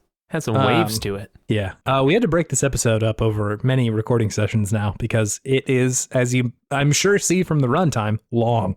This is a lengthy episode. Well, let's just get right back into it, shall we? Yeah, let's jump right back in. Let's do it. Okay, so the next part of the what happens is that you are going to look for Richard Ames.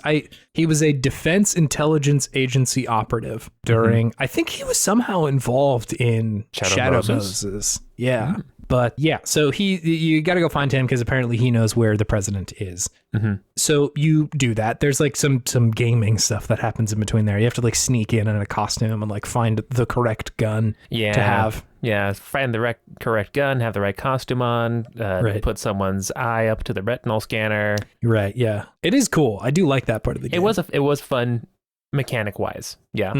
It was a good layout of things to do. So a couple things happen here. There's like kind of a lengthy cutscene where you're talking to Ames as Raiden, who's like still in costume. They're just in like a big room with a bunch of other hostages. So so Raiden mentions to Ames like, hey, one of the hostages already got killed, but Ames says like, no, that didn't happen, which is sort of going back to like just the sheer amount of disinformation that's happening in this game. And like, I think everybody's sort of being fed their own context about like what is going on. Yeah. I mean, we'll get there. That's like kind of the thing. So Ames says that the president's nanomachines have to be used to launch Metal Gear and has to be done of his own free will.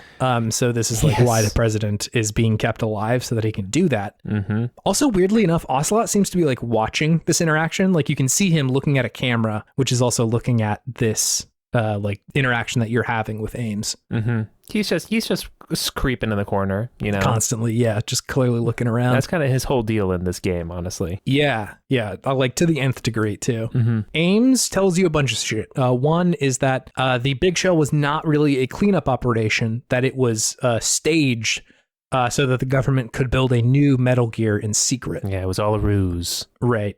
You also get to listen in on a conversation between Ocelot and the supposed Solid Snake, who is like clearly not the Snake that you've been hanging out with. Yeah, not voiced by David Hayter, that's for sure. Yes, different guy. And he mentions that he is trying to build Outer Heaven, which is something that like you've probably heard of in the other Metal Gear games. Like it's quite a bit. Ames seems to think that the plan of Dead Cell is to fire a nuke above NYC to knock its electrical grid down, which is not the story that you've been fed as Raiden. Like it's a different piece of information. However, Ames hold on, two things. One, Ocelot also shows up and he is like seeming to know who you are and catch you. He takes the hood off of Raiden and he's like, who the fuck are you? What's going on? At this time, Ames also dies, which like it looks very familiar to how people died from Fox Die. Yeah, from the first game. Just all of a sudden just starts like screaming and falling over. Seeming to have like a heart attack or something. Yeah. Yeah, the camera behaves the same way, like all erratic. Right. Yeah. So he dies there, and it looks like Raiden's like maybe about to get shot, but the cyber ninja shows up and nearly cuts off Ocelot's arm, and he like sort of pulls back at the last second. A kind of recognition of like, yeah, I'm not gonna get caught again by this. Yeah. And the ninja's like, all right, you got to get the fuck out of here. Because like I'm gonna save you, and so you do as Raiden. So at this point, it's also revealed that Snake has brought Otacon with him to the Big Shell. Yeah, he like calls you or something, and Otacon's there as well. Yeah, and you're just like, okay, this guy's definitely fucking Snake. It's got Otacon. Clearly, he's Snake now. It's the man. Yeah. And Raiden keeps on asking the Colonel and all of his people on the codec about this guy, Iroquois Pliskin, as well. And once again, just acting really cagey, really weird, just trying to get him to talk about pretty much anything else besides that and just get back to the mission, Raiden. Right, yeah. So still just very, very strange interactions regarding Snake and now Otacon as well. So the gang's all back together, which is fun. Yeah, true. And at this point, also Solidus comes out of nowhere. Oh, the guy who called himself Solid Snake, who's actually Solidus Snake. Right, yeah. We find out. He has one of the like name plates that show up on the screen. Yes, so it's the person that everyone's been saying is Solid Snake this whole time. And not Iroquois Pliskin. Not Iroquois Pliskin, the one who's like people have believed is Snake, other people in the military. The leader of Dead Cell. His name is Solidus Snake. And you're like... Excuse me, what is going on here? Another form of matter snake now has entered the chat. Yeah, Plasma Snake. Plasma Snake, yes. And he's also older with white hair.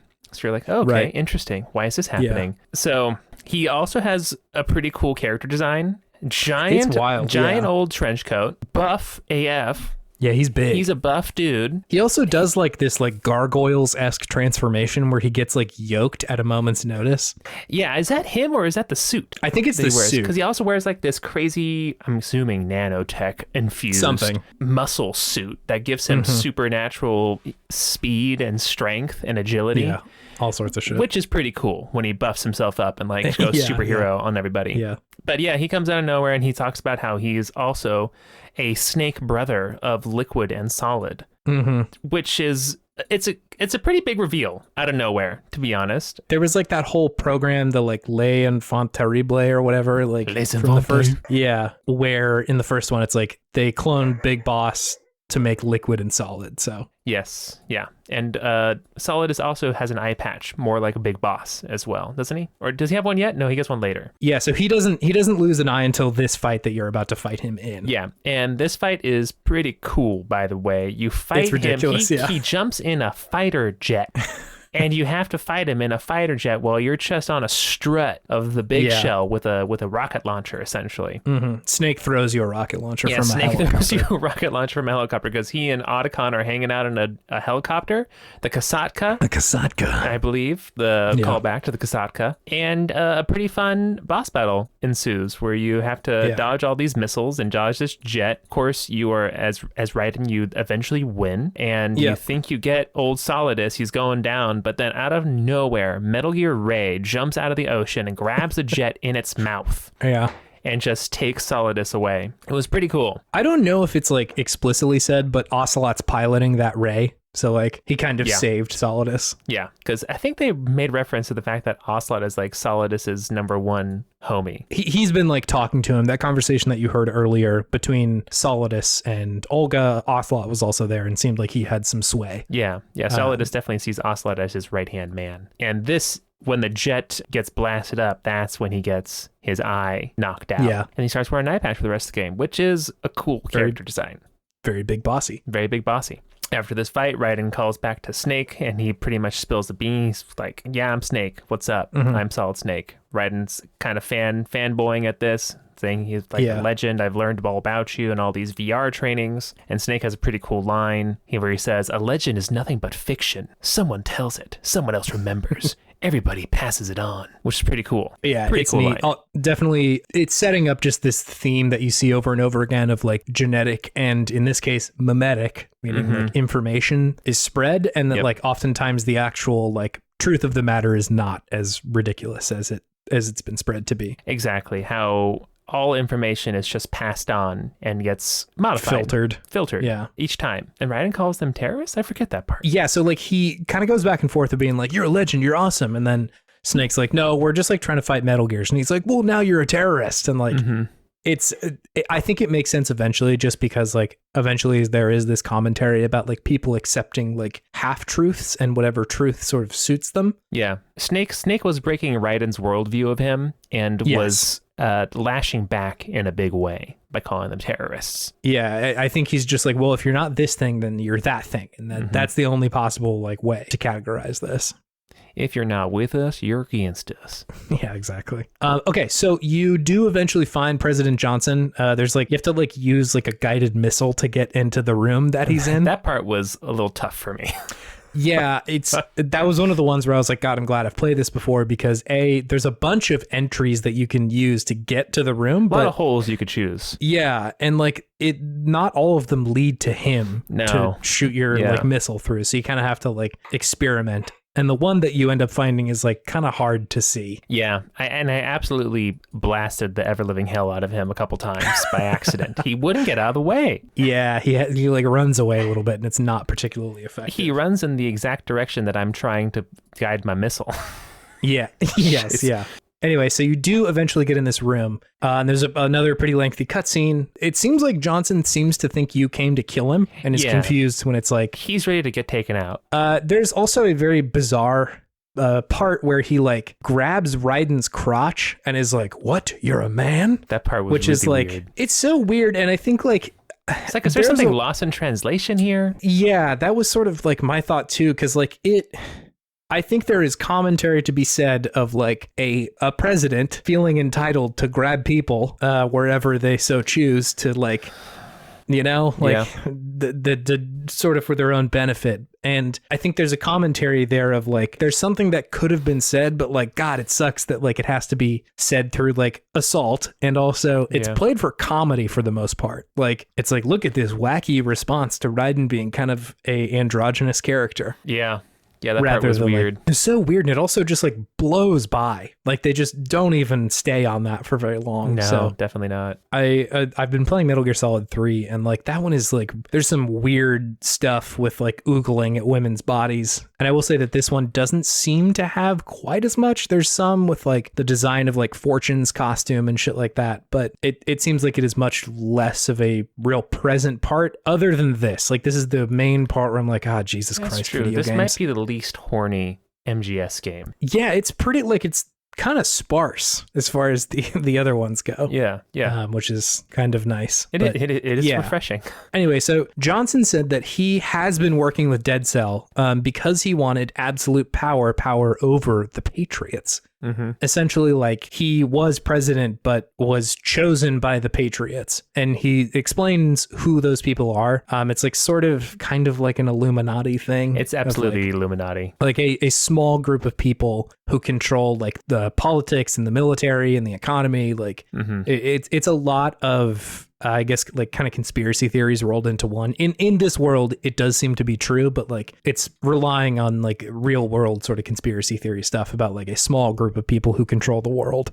Mm-hmm, absolutely. And so he says that the government is kind of made to be this like public play where the people who, you know, live in the country are satisfied with the outcome that the Patriots have already chosen. Yeah. Which, you know, I think we mentioned this before, but sort of starts to speak to like manufactured consent and stuff like that, where because of the framing of the issue, people feel like they have to be on like one side or the other without realizing that there's like other options or other ways of doing things, right? Like, you know, if we're living under capitalism, you can either do this or you do that, and there's no other option. Like, no, we can't have nationalized healthcare. That's not a thing we can do, you know, like that sort of stuff. And so anyway, Johnson said that he didn't necessarily want to destroy the Patriots. He just wanted to like become one of them. But that Solidus revealed to him after they were kind of in motion with this plan that Solidus wants to destroy them. He wants to like completely take the Patriots out of the picture.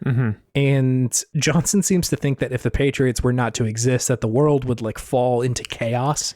Yeah, he's like, these are a necessary evil for things to exist in the way that they are. Which is funny given a reveal that happens like at the very literal last second of the game, but still. Yeah. So they also talk about how Solidus is the previous president, George Sears. Yeah. And like he was also like, this is where they talk about he's the from the same program that created Liquid and Solid. And that he was involved with Shadow Moses. Yeah, he was kind of like the architect behind it, wasn't he? Yeah, because he was president during Shadow Moses. And so he had sent Ocelot into Shadow Moses to try and like provoke the whole incident in the first place. Of like, you know, trying to tell Ocelot like, okay, you're going to go in there and try and manipulate Liquid to do this. And we're going to try and capture Metal Gear Rex and all that sort of stuff. But that's also like at the very end of Metal Gear Solid 1 where Ocelot's like, yes, Mr. President. Like that's callback to MGS1. It's Solidus. Right. Yeah, exactly. But because Shadow Moses like got kind of fucked up and like the presence of Solid Snake was there, the Patriots essentially removed him from office, being like, you fucked this up so bad. They got really mad at Solidus because he made Metal Gear's public knowledge. Right, which is like not something they wanted. And so they removed him from office. He has no idea who these people are, Johnson or Sears, like neither of these dudes. And so I think part of Solidus' plan was like, I need to find who these dudes are and like actually destroy the Patriots. He says that, or Johnson says that Solidus is going to declare war on the Patriots with a new Metal Gear, not Ray, but Arsenal Gear. Yeah. Which is a new thing. A new thing. No one's mentioned Arsenal Gear yet.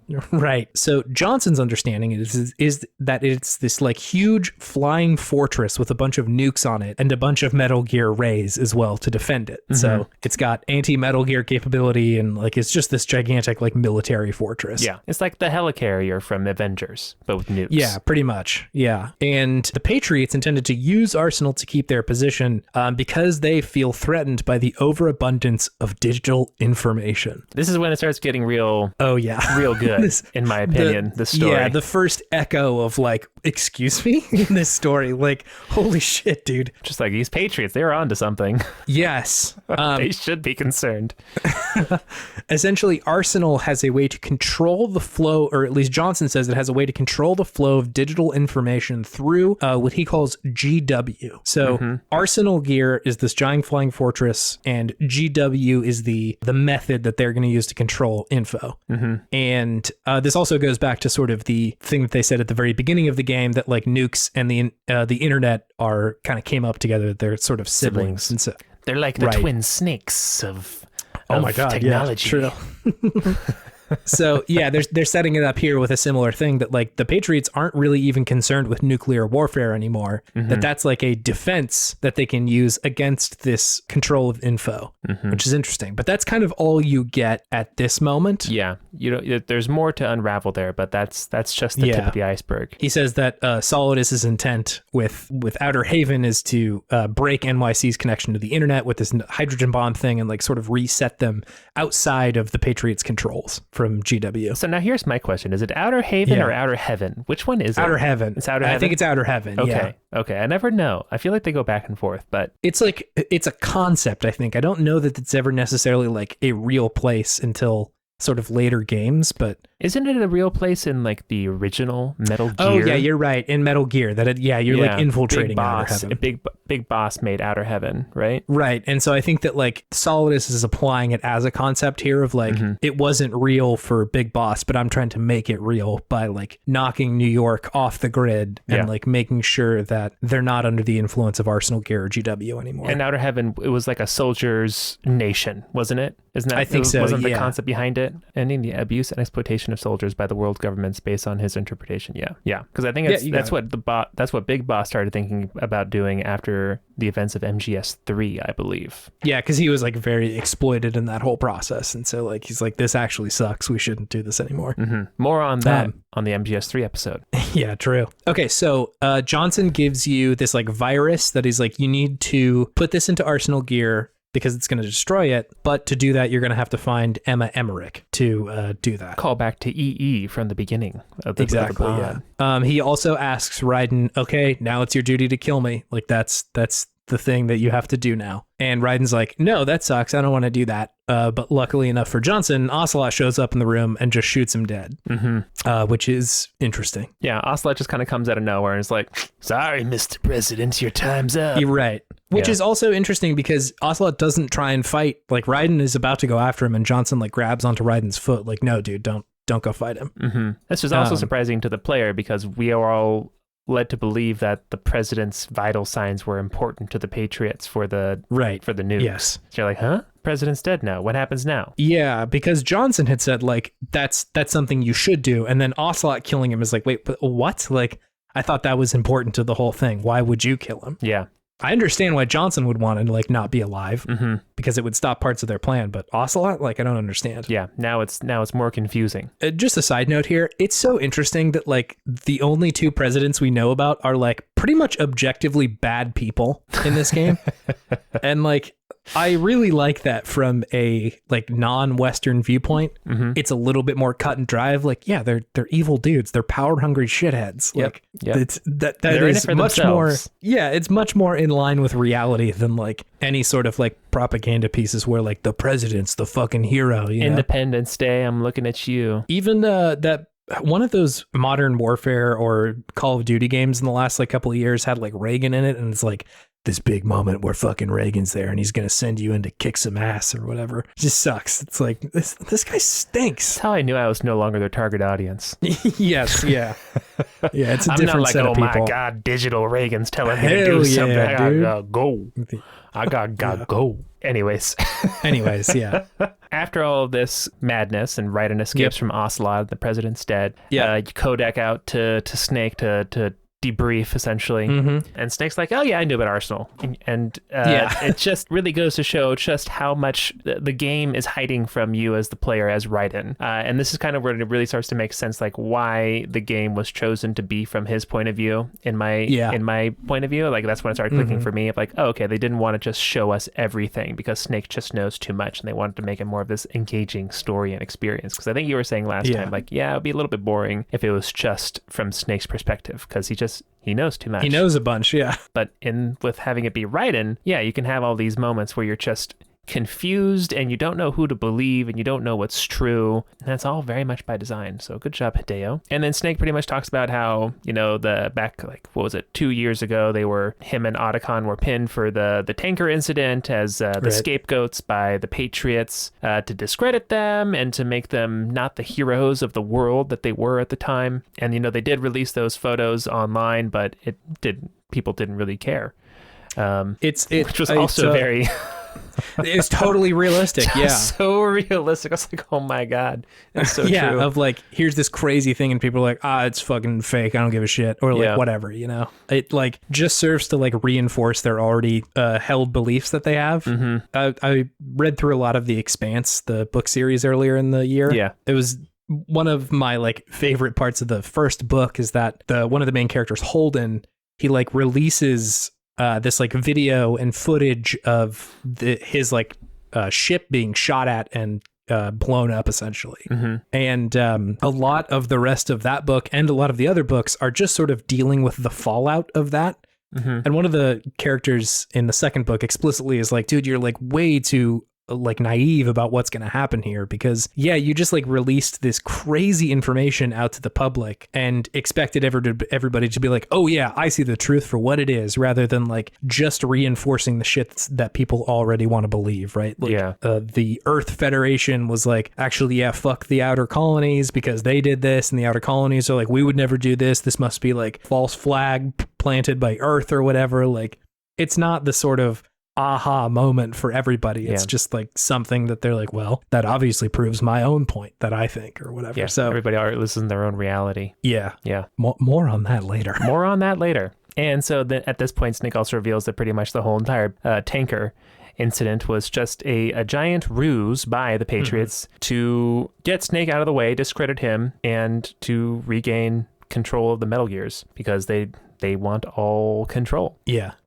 And that also the tanker was a perfect cover for them to be able to develop Arsenal just right on everyone's noses. Yeah.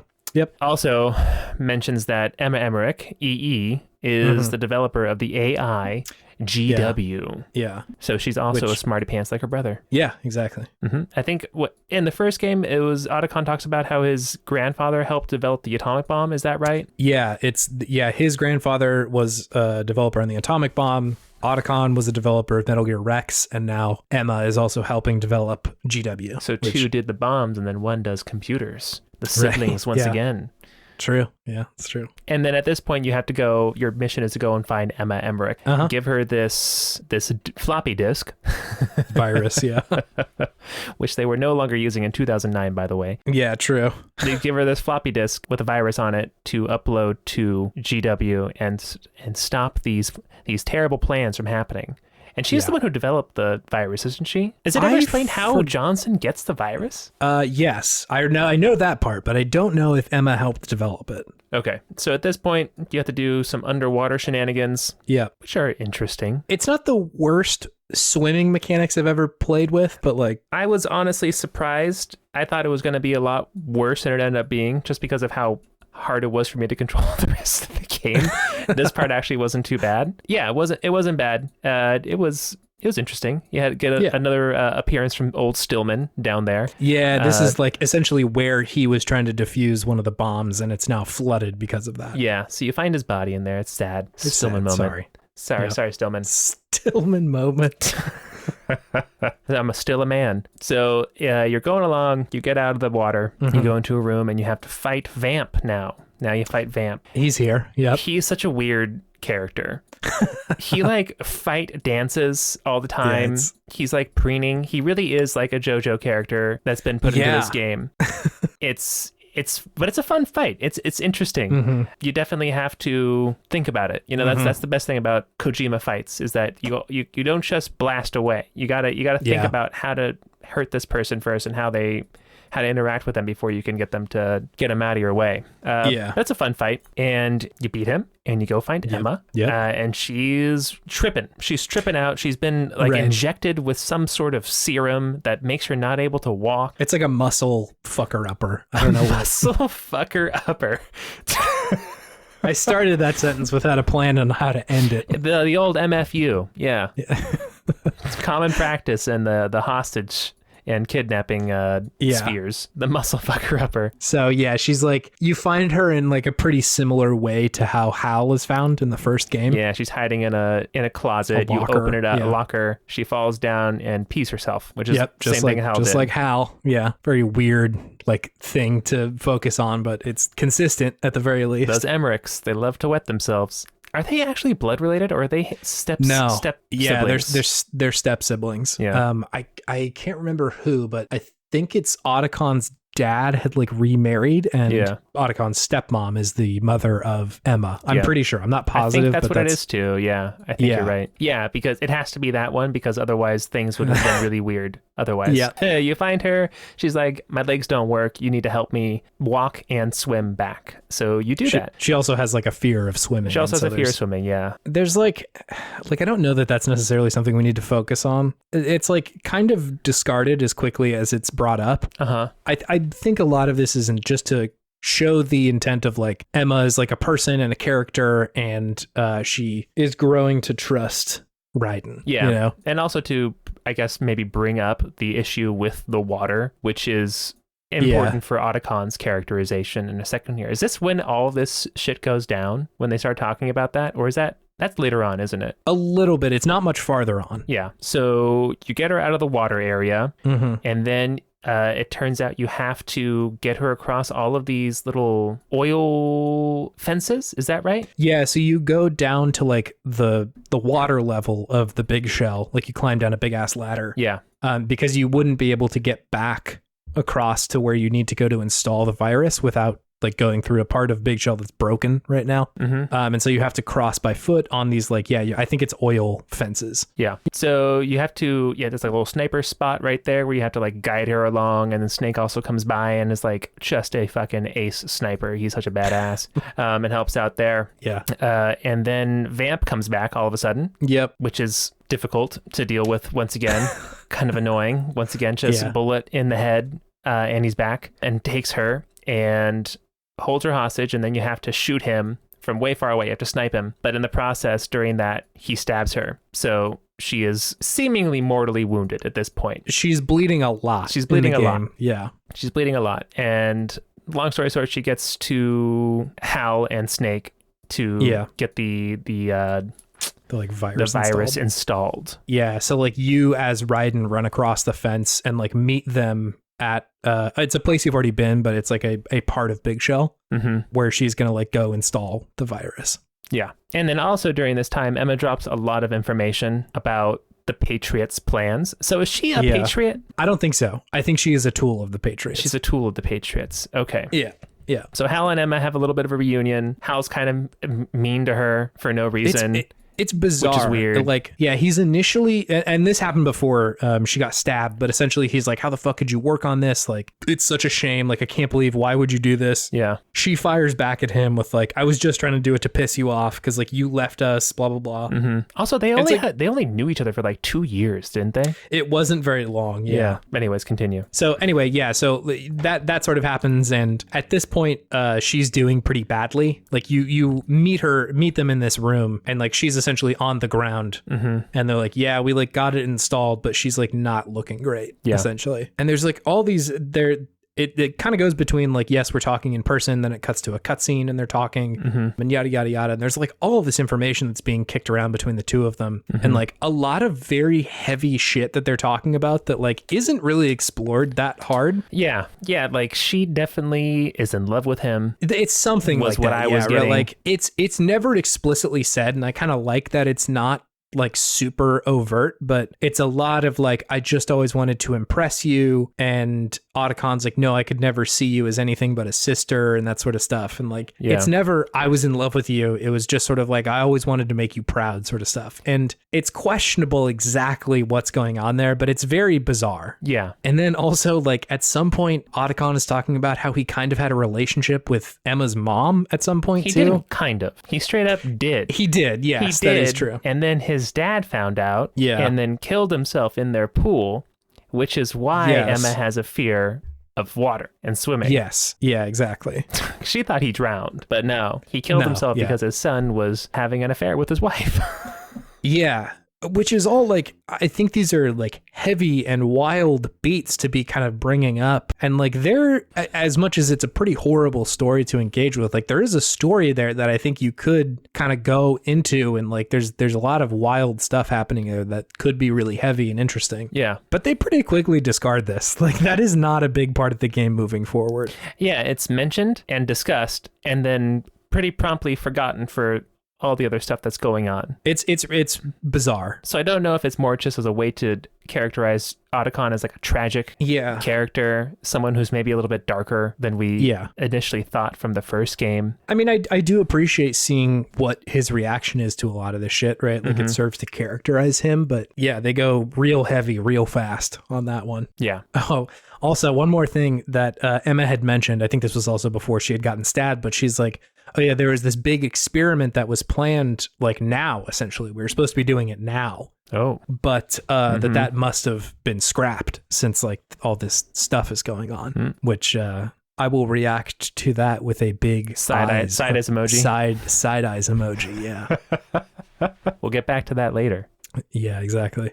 So anyway, she does end up dying. She sort of just like passes as they're talking, and it's like brutal. Hal, like the voice actor for Hal, is like really putting on a clinic for like how to sound sad. Yeah, no, he's doing a pretty good job. Yeah, like openly just like weeping and howling and shit like that. Like it's pretty rough. Hal is howling. Hal is howling. He also specifically calls out like, this always happens to me, like with whether it's this or with Sniper Wolf, like the people I love are always dying, right?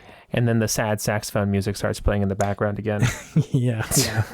That's definitely a theme. Yeah. So yeah, shortly after that, Snake is like, okay, well, we need to sneak into Arsenal Gear because that virus didn't work as perfectly as we were hoping it would, but that Otacon should leave and secure like an escape route, essentially. Yeah. Like they'll need his support because it's about to get like probably pretty shooty and actiony. We're both looking at the same Google Doc. You see all the caps that I wrote this part. This next fucking part is so good. It was pretty good. It was pretty good. They share the fucking sickest hand, like dab, slap, fucking handshake that culminates in a big, long hug. Yeah. And like, it just fucking owns. I can't believe this. I'm going to pull this up so we can both watch it real quick. Yeah, there's some real nice positive masculinity in this moment. I know. Really nice. Are you kidding? I know, and the slowdown too. Yeah. Just hug it out with your bro. His sister just died in front of him. Yeah. I think this is also the first time that they've played this theme. Like, which is one of the best songs in this game. I think it's like the theme of the game too. And you're like almost at the end of it and they're dropping this fucking amazing theme song on you. Are you kidding? Now that I'm watching this again, can I just say one thing that was a little silly when I played this? Yeah. Remember how my emulator would run a little slow sometimes? Yeah. When Hal was crying. Oh, now it's just... That's exactly what it sounded like. Oh, no. It was a little brutal, but... yeah, but that's an awesome scene. Oh my God. Yeah. This is like one of my highlights from the game. Just like, if you need to see what's going on, please look at this. It has nothing to do with the rest of the story, but like they just do a cool handshake. They play some good music and they have a hug. Like, hell yeah. They have a hug. They're like, that was a real rough moment. I got you, bro, but we got things to do. Okay, so after all that beautiful moment of positive masculinity, there's a little moment of betrayal. The ninja shows back up and kind of knocks Raiden out. And then Snake comes up. And he's just like has his hands crossed and his back turned and looks back to Raiden and is like, sorry, kid. Nothing personal, essentially. And at this moment it's also revealed that the ninja is Olga Gurlukovich of the Gurlukovich soldiers, which, like, if you're listening to the accent that was coming through that thing, like, you might have been able to put that together.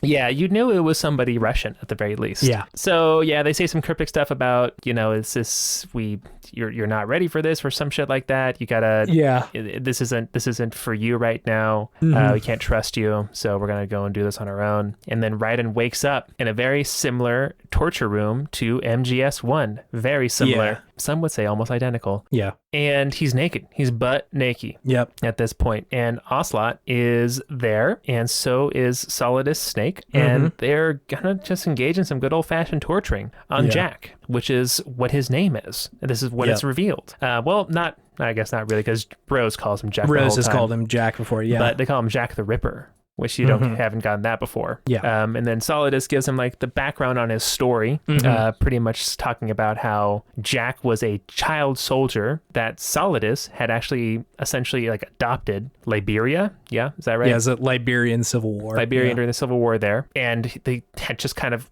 parted ways at some point when Jack like ran away at the end of when the war ended. Yeah, he just like escaped. He escaped the area. So that's a huge bomb, talking about how like Solidus is kind of like his father figure, his essentially. Dad, yeah, calls him his dad, his son. Yep, exactly. Saying like, oh, everything you are, I've made you, essentially, kind of deal. Like taught him all of his moves, all of his like crazy athleticism, and turned him into a good soldier. Yeah. But he just doesn't remember it because of some things.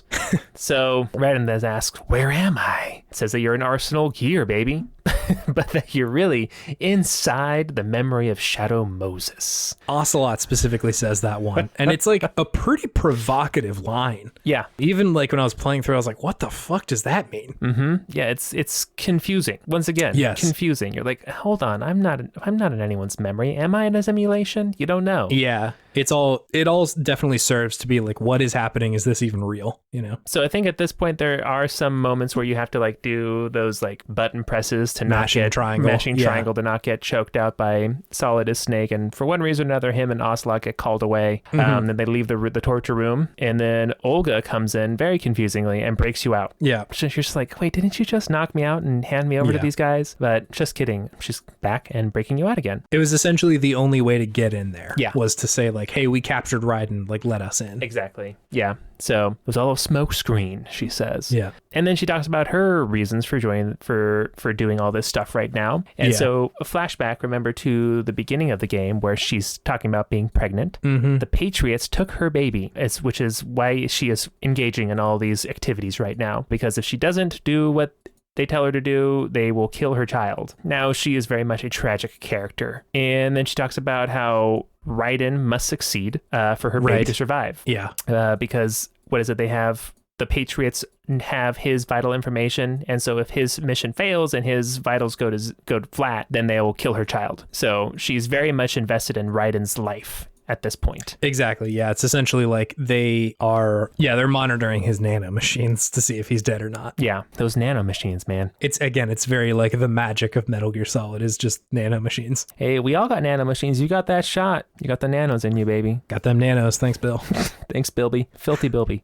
She also does make mention of the S3 plan. She does. Which is not elaborated on at this point, correct? Yeah, no, not yet. Yeah. So just another thing to think about and be confused by at this point in the game. But she breaks him out. She's like, you got to go down the hallway to get all your clothes. And you have to walk around naked. And this is the thing that if you've ever seen a video about Metal Gear Solid 2, this is definitely a part where that's been shown, where Raiden is walking around covering up his junk. Yep. Very famous part of the game.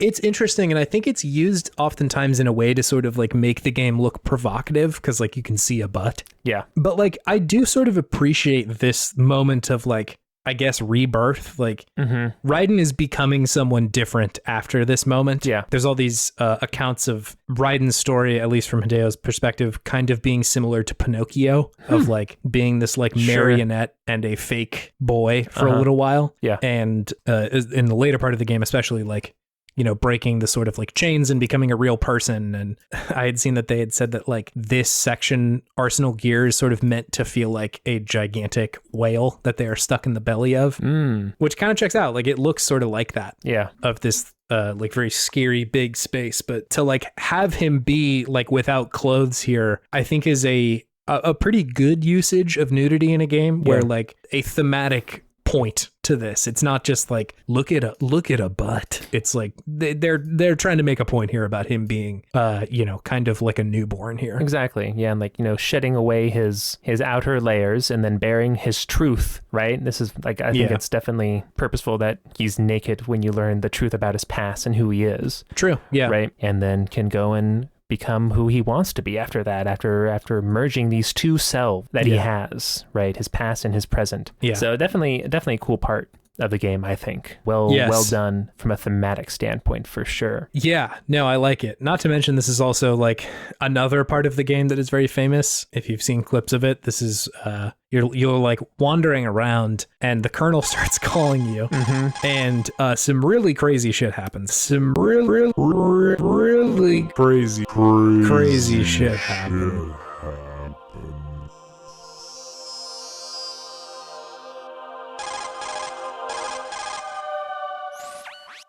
Turn the podcast off, listener. This wasn't part of the plan. We've lost control of the episode and this series. I think it's time for you to stop listening. The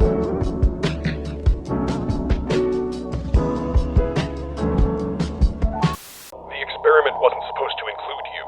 It was just supposed to be me and David having a friendly chat about a cool video game. Video Game Podtimists, the Optimist video game variety show where two best friends talk about the wonderful world of gaming. My name is. But something has gone wrong. I'm not sure if Hideo has gotten into the recording software or what, but something isn't right. Does Metal Gear Solid 2 even really exist? Maybe it doesn't and we just made it up. How do you know it wasn't just a fabrication? Or maybe we just dreamt it, and you're the one who remembered that dream. Lolly-lulelo. Listener, I'm not sure how to tell you this, but this is the only podcast to ever exist. The other ones we thought existed weren't ever really there. In their place is just... Who hosts this? Who listens? Is there even a difference? Why are we drawing lines where no such things exist? I'm speaking to you. I'm asking you. Please respond. Please respond. Respond. Respond. Respond. Respond. Respond. Respond. Respond. Respond. Respond. Respond. Respond. Respond. Respond. Respond. Respond. Respond. Respond. Respond. That's the name of our podcast. Video Game Podtimism. Welcome to the show. Goodbye.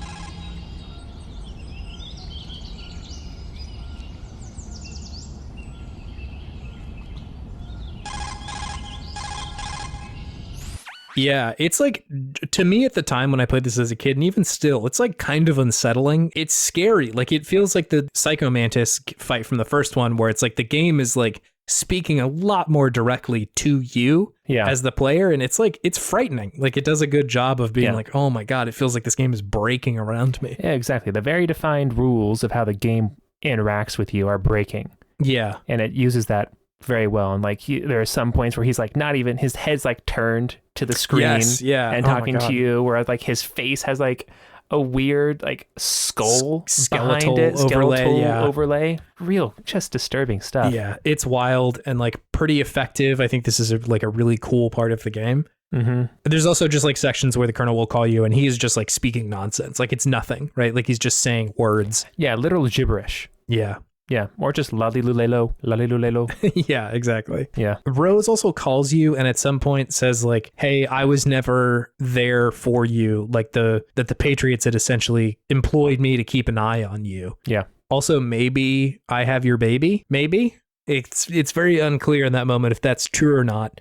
Or if this is even actually Rose, or if Rose even actually exists. Yeah, or if any of their interactions actually ever happened. Yeah, it's really interesting. And like in this section, like where you're running through, eventually, like in a second here, you meet up with Snake and like he talks to you a little bit. But it seems it's interesting that it feels like Raiden is sort of like coming to consciousness, you know, like again with the sort of like rebirth nudity metaphor. Like he's coming to and like realizing all this shit is kind of fake, and there's a lot of facades that are dropping around him, and he's also having this like existential crisis at the same time of like, is any of this fucking real? Like are any of the things that I've experienced real life? And Ask Snake as much a little bit in like a couple of scenes here, which I think is like really effective. Like I certainly have had existential crises, especially ones where I'm like, is any of this reality? Am I even truly experiencing this, or is this all just kind of fake? Yep. And so it's really, I don't know, it was interesting to watch him go through that so quickly.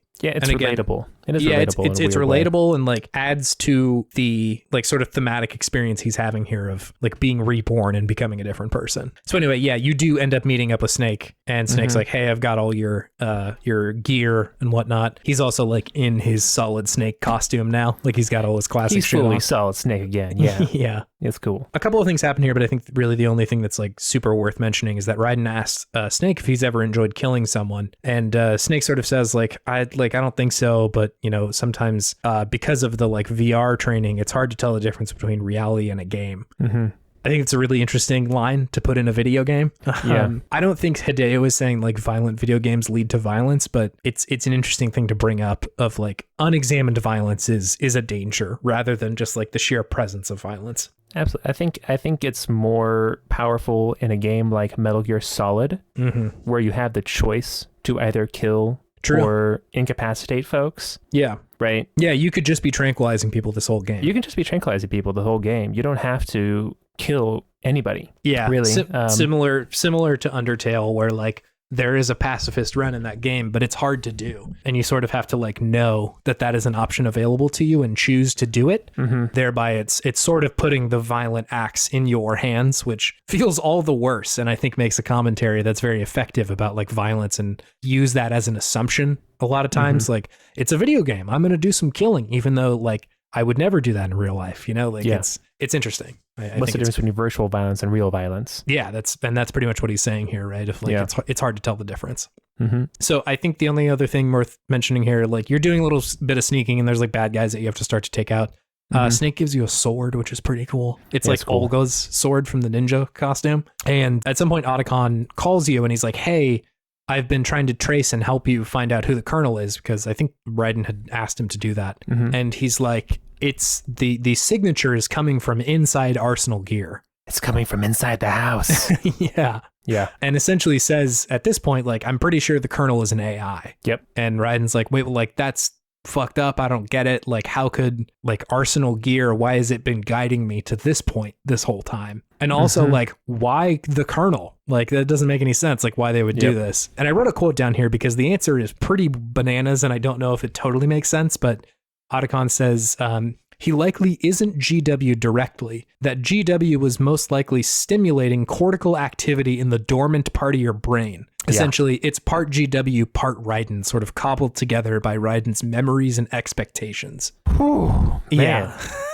Essentially, like, I think it's saying that it's stimulating Raiden's like nano machines that are used for the codec to the point where like Raiden knows about Shadow Moses. He knows about or has been through like a significant amount of VR training and is like, this is what somebody giving me directions would be like. And it's just GW sort of feeding him the intent there. It's the just context. poking his brain. Yeah, making him think about it. It's so bananas. That is such a wild reveal. Don't get nanobots, kids. No, the nanomachines they'll get you. And Raiden flips out. Rightfully so. Yeah. This is, again, another part of the like existential crisis of like, what the fuck is happening? Yeah, and then like the next part of the game, him and Snake are fighting a bunch of dudes in a room, and you have a sword at this time too, which is cool. So you can use a sword to fight. Very neat.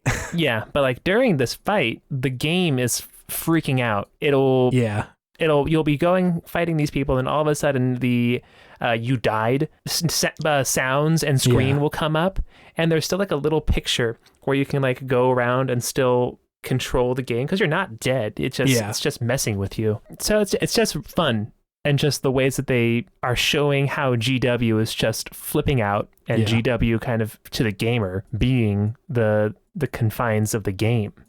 Yeah, really fun. Yeah, it's really very fun way good. to do it. So you finish fighting all those dudes, and then Fortune shows back up with their sad saxophone music. Yeah.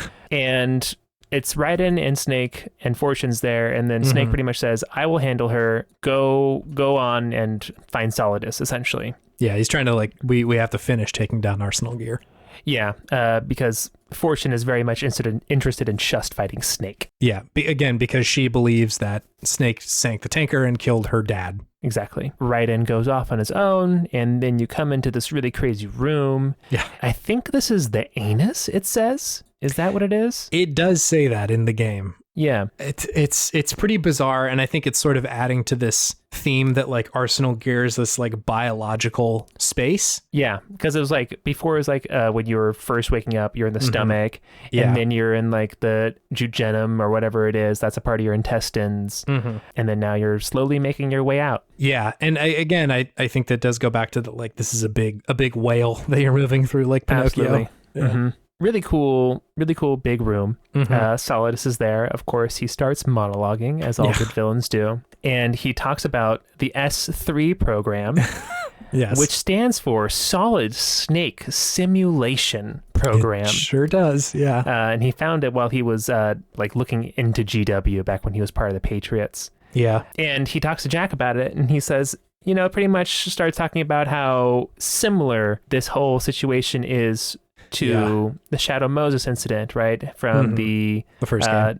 From the first game, from the how you enter the building, all the people involved, the Colonel and shit. Yeah. From Rose, who's like your love interest, like Mei Ling kind of was from the first one. Yeah, it's just how all the different things that play out, like a rogue government organization, Dead Cell versus Foxhound.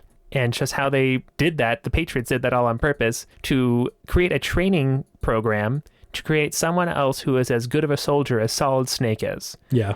Because Solid Snake was a good soldier, but also a product of his environment and his experiences, essentially. Yeah. Yeah, it's wild. I don't remember if Solidus knows that like that was the intent of the whole thing, but just says that like he's aware that is a part of this. But he's still like fully intended on like, I'm still like, my intent is to destroy the Patriots. Like, I don't care if they are like trying to do that to you, whatever, if they're trying to make the ultimate soldier or whatever, it doesn't matter to me. Gotcha. My intent is still to destroy them. And then, so like said he was using Jack, that he's intended to use him to, I think he says, flush a mole out of his ranks. That like somebody in Solidus's crew is like not loyal to him. So he's trying to been using Jack to do that.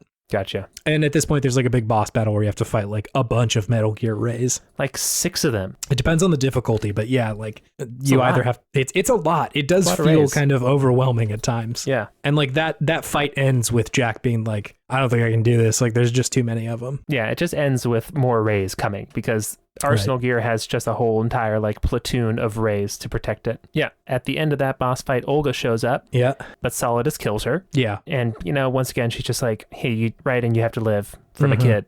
So I'm going to give my life for you, but you best not die because I want my baby to live. And then after Solidus kills Olga, you see that the other Metal Gear Rays in the background start going a little crazy. And Ocelot's there as well. And he says that, GW's out of control. So it seems that the virus has been starting to work. Its magic a little bit more. Yeah. Which was also alluded to by how the Colonel was just starting to go a little nuts. Fortune then shows up with Snake in handcuffs. So Fortune has beaten our boy, Solid Snake. Yep. Taking him down. God, this game is so crazy. There's so many turns at the end. I know. Like this part of the game from kind of after Fortune shows up, it's like every other sentence is somebody being like, double-crossed. My plan was this all along. Yeah. God, it's so confusing. So Fortune shows up with Snake in handcuffs. Yep. Solidus then knocks you out and takes you to essentially the roof. You're above the water now of Arsenal Gear. And then for some reason he starts accusing Fortune of betraying him. Yeah. Pretty much then Solidus kind of comes out with his big plan was not really to ever keep a hold of Arsenal Gear. Yeah. It was to use it to get the list of the top 12 list of the name of the 12 Patriots. Right. Yeah. And he was going to essentially use Fortune and Dead Cell to hold Arsenal Gear to distract the world so that he could go off and like take out the Patriots on his own. That was his big plan. So he was going to use Dead Cell in the end as another diversion, another smoke screen, brother. Yeah. And then at this point, after Solidus's big plan is revealed, Ocelot then starts revealing his big plan. Yeah.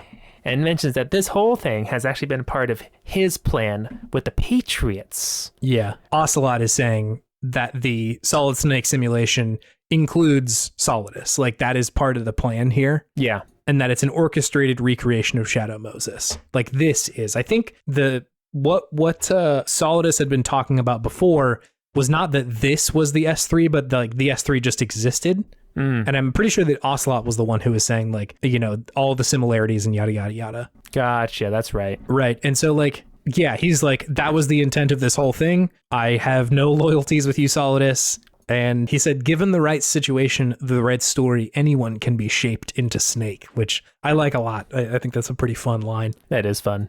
Yeah, that's a good line. Again, hitting home the differences between Raiden and Snake, like, they become even more important because it's like even someone who is like very green and very different than Snake could become Snake given the right context.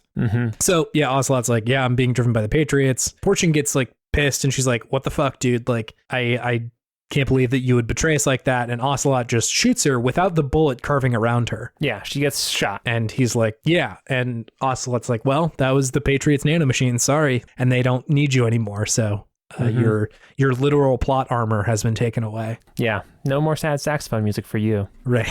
And yeah, so then Ocelot hops in the last remaining ray and Liquid starts to take over Ocelot's body again. Yes, and he says, not now. yeah, it's incredible. And then Liquid starts saying, my plan all along was to yada, yada, yada. Liquid says, like, I'm going to kill the remaining Patriots. And I was the one who sent the information to Snake and Ocelot, or Snake and Otacon about the tanker in the first place. He was EE. Exactly, yeah. And so he jumps in the ray and essentially leaves. There is a moment where he's like firing stuff at Fortune because Fortune's like not totally dead yet. And she does manage to like curve the bullets around her without. Yeah, she curves like missiles, straight up gigantic missiles around her. And people are like, maybe she is actually magic. I think it's cool. I think it's like a fun little aside there. That was a cool scene, yeah. So yeah, he jumps in the ray, jumps off Arsenal, and so does Snake as well. Solidus at one point just like take down a bunch of Metal Gear rays, like in a really cool video game cutscene type thing? It was back when the rays were kind of going haywire. Oh, yeah, that's right. He's like firing off rockets from his little like Dr. Octopus things. His Dr. Octopus suit is cool.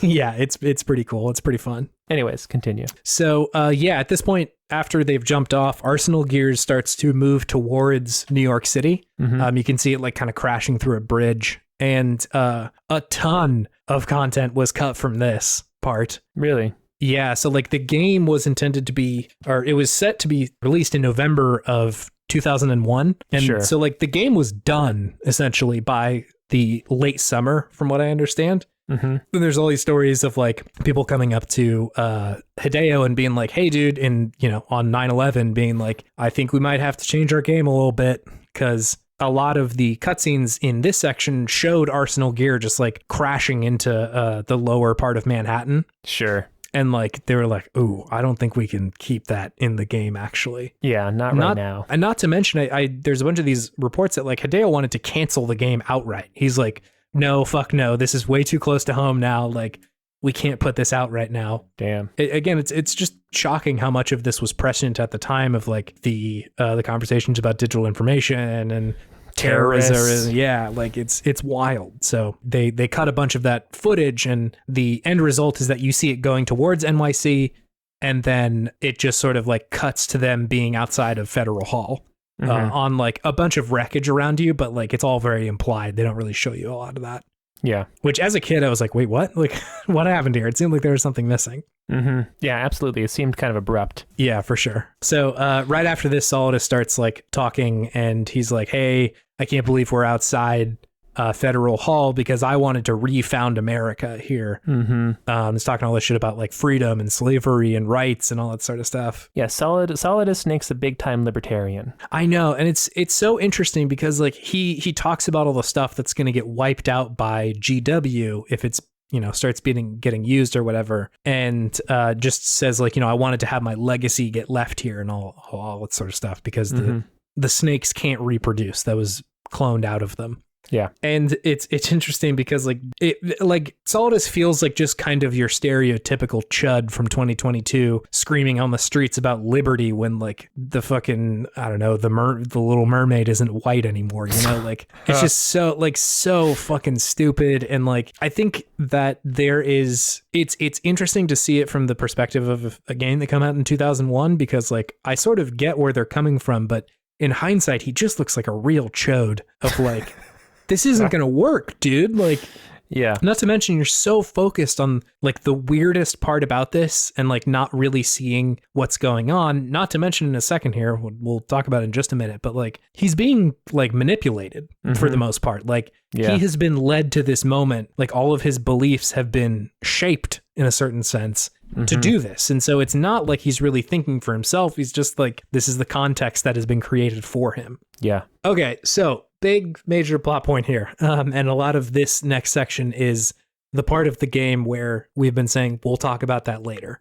Yeah. The Colonel calls you, which is confusing because GW and Arsenal Gear seems to be like in wreckage around you. Yeah. He says, we're not what you'd call human in the early part of the conversation. And here's the quote he follows that up with. Over the past 200 years, a kind of consciousness formed layer by layer in the crucible of the White House. It's not unlike the way life started in the oceans 4 billion years ago. We are formless.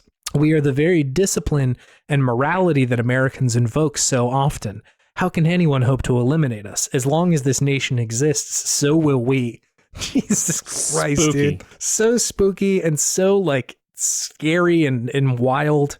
So this is a long codec conversation. Yeah. But to like boil down a lot of it, they start talking like both the Colonel and the what seems to be GW version of Rose start to talk about how like stories and cultures and myths are not all passed down through generations, and that like that kind of information transfer is sort of a genetic process. Like the writing of history is similar to procreation, but the implication there being like there are these two tracks of human history. It's like the genetic track of people reproducing and making more people, and the information track, which is what is left after people have been like passing down stories through years and years, because not all of it makes it, right? Like no, yeah, it gets filtered out. Yeah, very little of the information that exists in someone's age is carried on to the other. It's like a little bit makes it from one to the next. And but they had said that like because the internet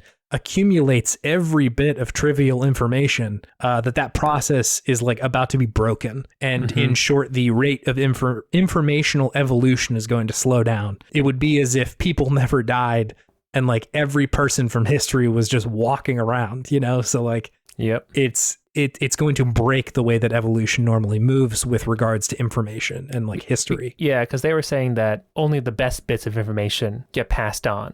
Like the truth and the good up stuff, till now, essentially yeah. up till now. Yeah. And now everything gets passed on. And that's too much for people to deal with. Right. You can't suss through it all. And Rose, the GW version says, what we propose to do is not to control content, but to create context. They say that like everybody lives with these like little half truths of stuff like be nice to people, but also beat out the competition. Like that there are, you know, millions of unhoused people or people struggling with poverty in the world, but also there's millions of dollars donated to like animal preservations and shit like that. Like inconsistencies and incongruities within people's lives and minds and how we live and shit like that. And what she says is that folks end up retreating into their own circles and gated communities of information and leaking their half truths out of them. Oh, so good. It's so wild.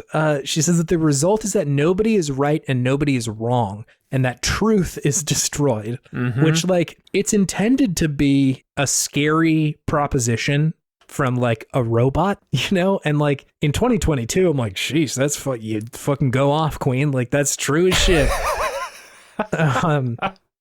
Yeah, I see no lies in there. Yeah, no, and like I don't know that I would agree that like you need to control the context, because as Raiden rightfully points out in a second, he's like, what makes you the person to decide this? Like that's impossible to, you know, get someone to do this job appropriately. But like, yeah, Like that's the whole internet now is just a gated community of half rights and half wrongs, and like nothing is really true anymore, you know? Yeah, there's too much information. Right. And so like I don't know, I thought that was it, again, so much of this was so over my head when I was a kid, and like I don't know that I would have gotten it even if I was an adult in 2001.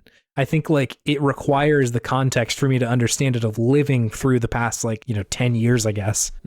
Seeing things like, fucking Steve Bannon's flood the zone with shit strategy of we're not going to admit to shit we did doing bad. We just throw so much fucking information out there that like it will be impossible to tell like what's actually going on, and just never admit to your wrongs, like that sort of shit. And like that comes with the caveat, fuck Steve Bannon. He's a shithead. So like, I don't like the guy, but like that's a true way of being on the internet and taking advantage of shit like this, right? Like of taking advantage of people being in these like siloed communities, I guess. It's pretty amazing that Kojima saw that this was going to happen. Yeah, with like the internet in 2001 was not this. It was so far from being this. Yeah, absolutely. And honestly, 2009 is when things started going to shit. That's true. Yeah. Like Twitter was just starting to get like big traction around then.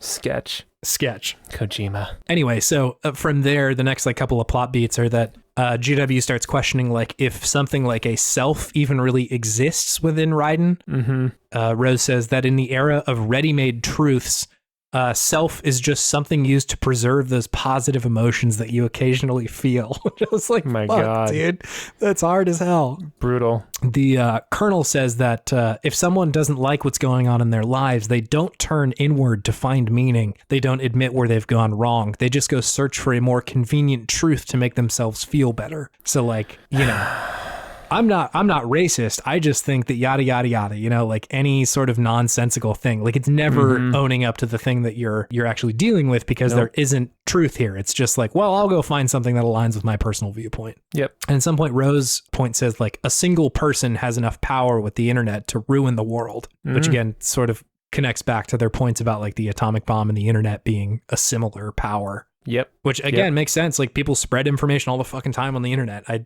was like some study I saw like a year or two ago of like found that like 20 Facebook accounts were responsible for like the vast majority of misinformation on Facebook. Oh yeah. It like wasn't that many people. Yeah. It was just like a couple of dipshits that started it, and then everybody spreads it out. A little troll farm in Russia. Always good. Yeah. So anyway, they reveal at this point that S3 is not Solid Snake simulation. It is instead selection for societal sanity. And so the whole operation, everything that happened in Big Shell, was this opportunity to see, provided the correct context, if people would sort of fall in line and play out the parts that they needed to, right? Essentially, like, will these people buy the story that we're telling them and accept the misinformation that we're giving them? And not to mention that they chose Raiden because he was like kind of self-absorbed and like wanted to make decisions that he would quantify as kindness, but are just like selfish decisions that he's making. Yeah, he's a quote unquote nice guy.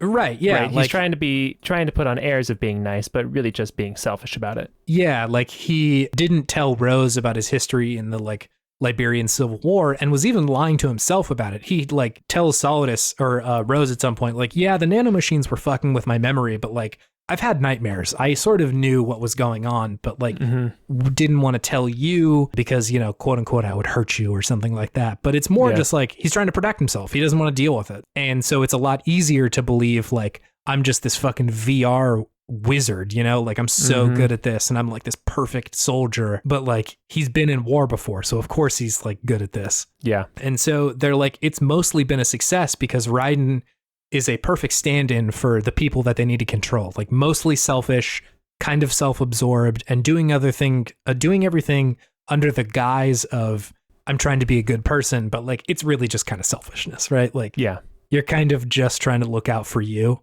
And whatever else that needs to be true, you'll believe in to just kind of get by.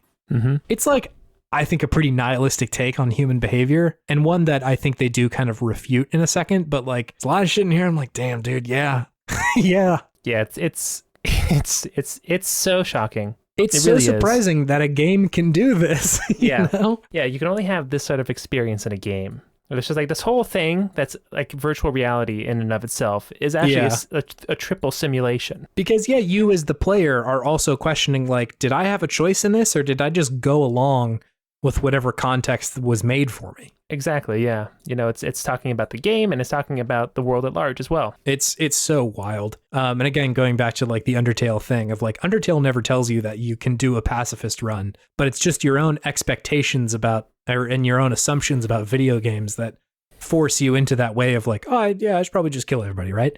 Because that's what games do. And the same sort of thing here of like, the game doesn't explicitly tell you all the things that it's going to make you do, but by the end of it, you're questioning it of like, was this even a choice? Like, did I have a choice in any of this? I don't think you have a lot of choice other than like to use your trank gun, but the point is definitely still there. And this conversation ends with GW saying like, okay, so the last thing you have to do for us to call this a success is to kill Solidus. Like, that's your final piece here. And Raiden's like, no way, I'm not a pawn in some simulation game, which like, I was like, damn, well, sorry, dude.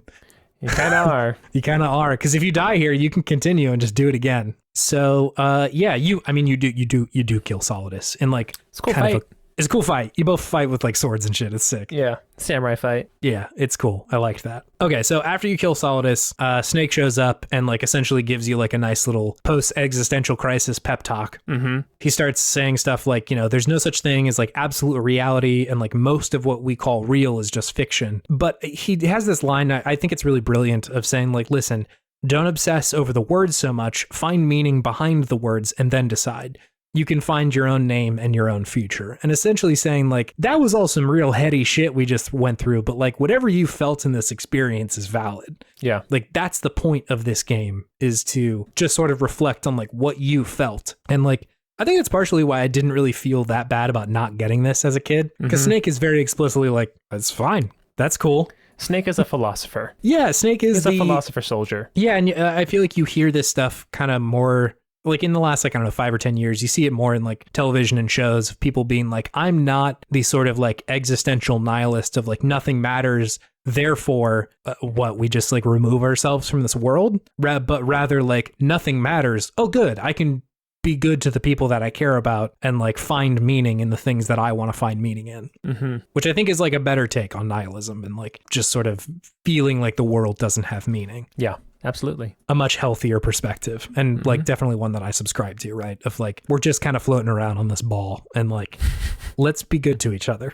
Yeah. Let's just make the best of what we got. Right. So yeah, he gives you more pep talks. He says essentially everything you felt, like we just said, everything is valid. It all kind of culminates in this suggestion that like meaning doesn't come from some like absolute truth, but rather how you choose to interpret those events. I think moving away from like absolute truth is the important thing, more to saying like your experience and your feelings are the thing that matter, rather than like, does the mermaid get to be black or something? So anyway. It's so crazy. I know, dude. It's so upsetting. So this is also the point in the game where Raiden takes off his dog tags that he's been wearing with the name that you put into the game on the first part, which is incredible. And he throws them away.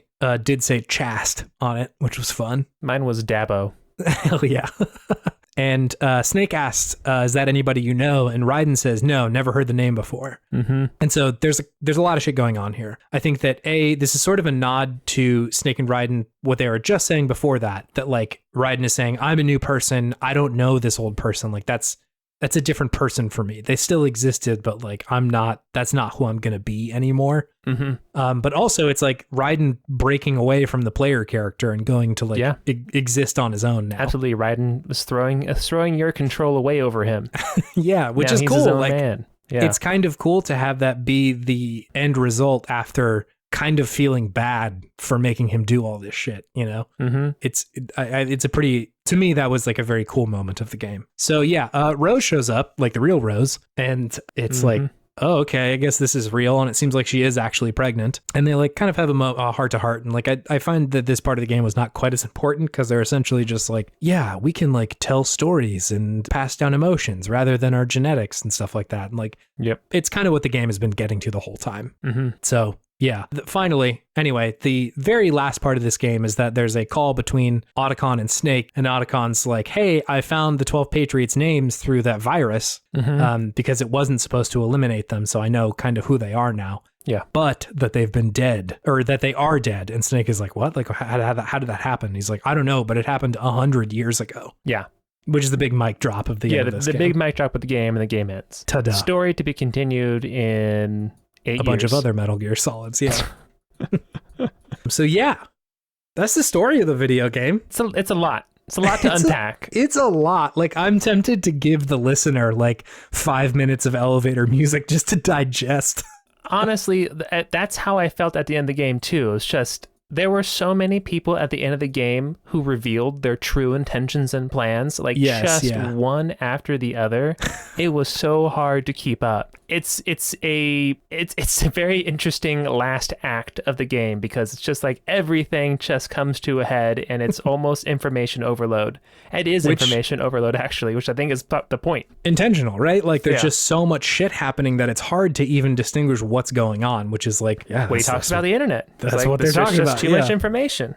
Yeah. We can't process it. It's really good. Like, we can talk about sort of like the thematic impact of all this stuff, but like, damn, that's a wild game story-wise. Yeah. It's just on a base level, it's an interesting story, but the way that he's able to make it blend with not just the game itself, but with your experience as a human interacting with a digital game. Yeah, is pretty amazing. Yeah, it's pretty mind-blowing. And like, let's just get into the thematic stuff here. But let's do it. I think agency is like something that Hideo has always been interested in exploring.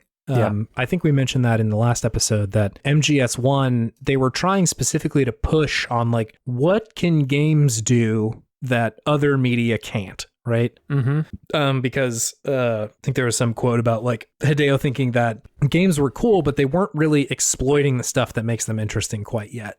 Yeah. That, like, a lot of it was just like, yeah, Mario's cool, but like, can we say something else here? Cool.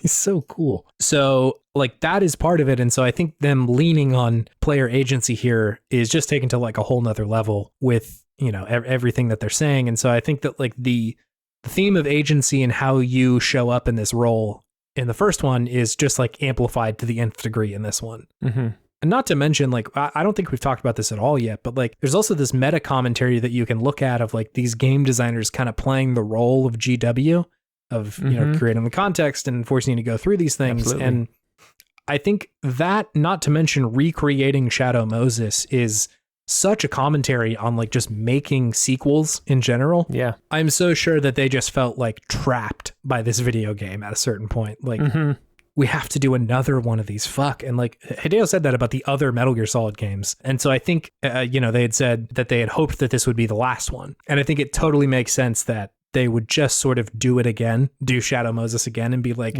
what are we doing here? You know, like, is this worth it? What are we doing by just putting the player through all this over and over again? Trying to make me Snake.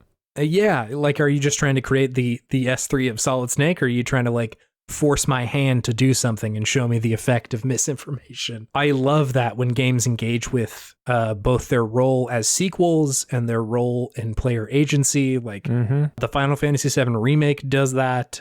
Nier Automata does that in incredible ways. Undertale does that. Like all these games that are like, they've got something special going on. And I think a lot of it comes down to like their conversation with games in general. Yeah. It's just so cool. It's sick. Hashtag it's just so cool. It's just so cool. It's just so cool. It is very, it's awesome how they were able to do that. And like, I think it's interesting to bring up the context of this. They were going to make this the last game. Yeah. And it seems kind of a little sassy to make the same game again and then comment on it. Almost like how the Patriots made another Metal Gear right in front of everyone else's noses. They made another Shadow Moses, MGS1, underneath ours, just with a different flavor and skin on it. But yeah, no, the questioning the player agency is, you know, this is probably, I mean, I don't know how far back that goes, but is this one of the first games that even does that? Like, messing with the fact that, you know, you played this game, you did these things. Yeah. It wasn't Raiden doing them. You made Raiden do these things. Yeah. And having a conversation with that is, it's fascinating. And it is only something that can happen with a game. You know, books, I guess, can kind of get close to like a choose your own adventure story, but those kind of get after a while. It gets silly pretty quickly, yeah. Right? Whereas this was a very thoughtful and poignant experience. So I think, yeah, I agree. That is a very cool thing that games have on other media, is that it is fully an interactive experience, and that the game developer can kind of corner you into doing things that maybe you don't want morally as a person. I think that the game is much more interesting where they're questioning why you did that in the first place rather than like rubbing your nose in it. Yeah, exactly. Stuff like BioShock or like Spec Ops The Line, where they reveal to you later, like, isn't it fucked up that we made you do this? Like... Like, yes, and like that's kind of a fun reveal in the moment, but like afterwards you're like, I don't think I necessarily, like, that doesn't go very far for me, you know, like I don't have a lot to chew on after they're like, you did a bad, right? It's almost like a you got me moment, as opposed to let me digest this and think about that moment. Yeah, because I think this game is much less intended on making you feel bad about making Raiden do these things, and much more like how much agency do you feel like you have? Do you actually have agency? And then how do you apply that to kind of the rest of your life, right? And not to mention just like, what are our roles as game designers? Like, is this the moral thing to do to just sort of like force you through? Who are we to like control the context in that way? It's interesting. They are GW. Washington, 6'1", made of radiation. You ever seen that? I'll show it to you later. All right, yeah. So yeah, I think all of that's very good. I love the like commentary they have about information and misinformation. It's totally feels like a vision of the future, which is shocking in 2001. I don't know if we've mentioned this already, but I think we did earlier that Raiden wasn't in the trailers for this game. Yeah. Once again, they started early with the misinformation. Yes. It's like sort of this like augmented reality avant-garde shit where Hideo's like, you're also part of the misinformation now. Yeah, you're part of this game. It does make you feel like you're part of the game in an interesting way with all of this. Yeah, it like stretches beyond the confines of a screen. It's like, no, there's some other shit happening here, and like you also, now that you like know that Raiden's here and you didn't before, you also have personal experience with being misinformed just by somebody who decided to create context around a certain thing. Here to create context, baby. It's great, man. It's good. It's very effective. I am so surprised. I'm not surprised, but it's a real shame that the reaction to this game at the time was just like, I wanted to play as fucking Snake. Why didn't I get to play Snake? Like, you're flying so far past the point of this. Like, that's the point, is not playing as Snake. I mean, that's the people who are upset that the Little Mermaid's black. Yes, no, but it's probably true. It's the same dickheads from 20 years ago. It's the same people. Yeah, it's true. That's true. They can't get past the most elementary reading of the situation. Text, yeah. They can't bring themselves forward. I've read online that this game is like pointed to as like one of the first postmodern video games. Absolutely. It makes sense, right? Like, so much of the stuff about like questioning reality and like just the nature of who we are and what defines the self and all that shit, like it's all in there. And I like genuinely love that at the end of the game, Snake is like, if you don't care, just like fuck that. Like, it's a very, I think, good way to say there is stuff to engage with here philosophically, but also like, fuck it, man. Like, yeah, but don't lose sleep over it. Yes, you know? Like your experience with this is the thing to look to. Absolutely. And like, yeah, I don't have a philosophy degree. Like, I can't go super hard on like what constitutes a postmodern versus not, versus like, is this a good version of that? But I do think it's cool that a video game this early was able to like communicate a philosophy in such an effective way, rather than, just not doing that. A philosopher's legacy, you mean? Yes, it is. And like, again, to reiterate, Mario's cool. I don't know what Mario's philosophy is. It's not a postmodern game. It's just Mario. Mario's a big time fascist. He loves fascism, that Mario. And that's okay too. I just think it is cool that games can do both, that like both of these experiences are totally good. And Snake himself said, like, if you feel something good while you're playing Mario, that's your experience. Did you just say fascism's okay? No, Mario. Okay. Mario said that. Okay. I think fascism's for losers and chodes. Welcome to the fascist convention. Here's your one of two name tags you can choose: loser or chode.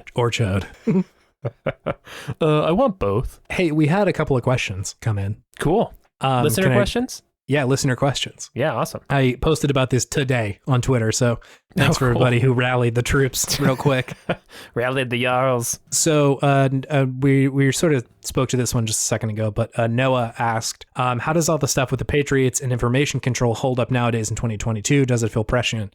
Yes. Yeah, I would...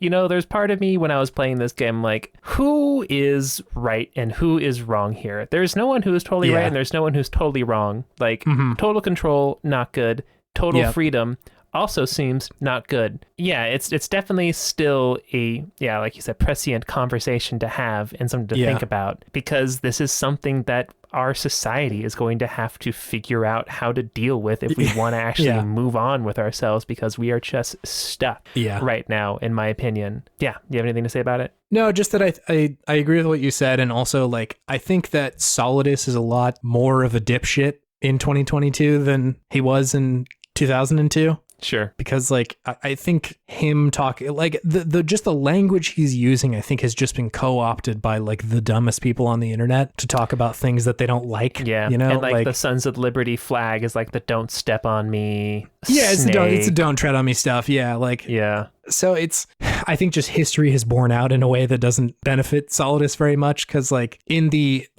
highest concept, I think I agree with him. But when somebody starts mentioning, like, freedom and rights and, like, digital slavery, I'm like, oh, okay. Like, I know where we're going with this conversation. You're going to start talking about, the Little Mermaid and how Mr. Potato Head is fucking gender neutral now. Like, just, oh my God, dude, just exhausting bullshit. So, like, I think that Solidus doesn't age quite as well as Solidus may have hoped. But it's still relevant, right? Like, he still fits into one of these roles that we know very much now. Yeah, one of these people who thinks they're incredibly well informed and is, like, just sort of being led along by a couple of incredibly rich billionaires. Yep, absolutely. Chet asked, I suppose a question in two parts.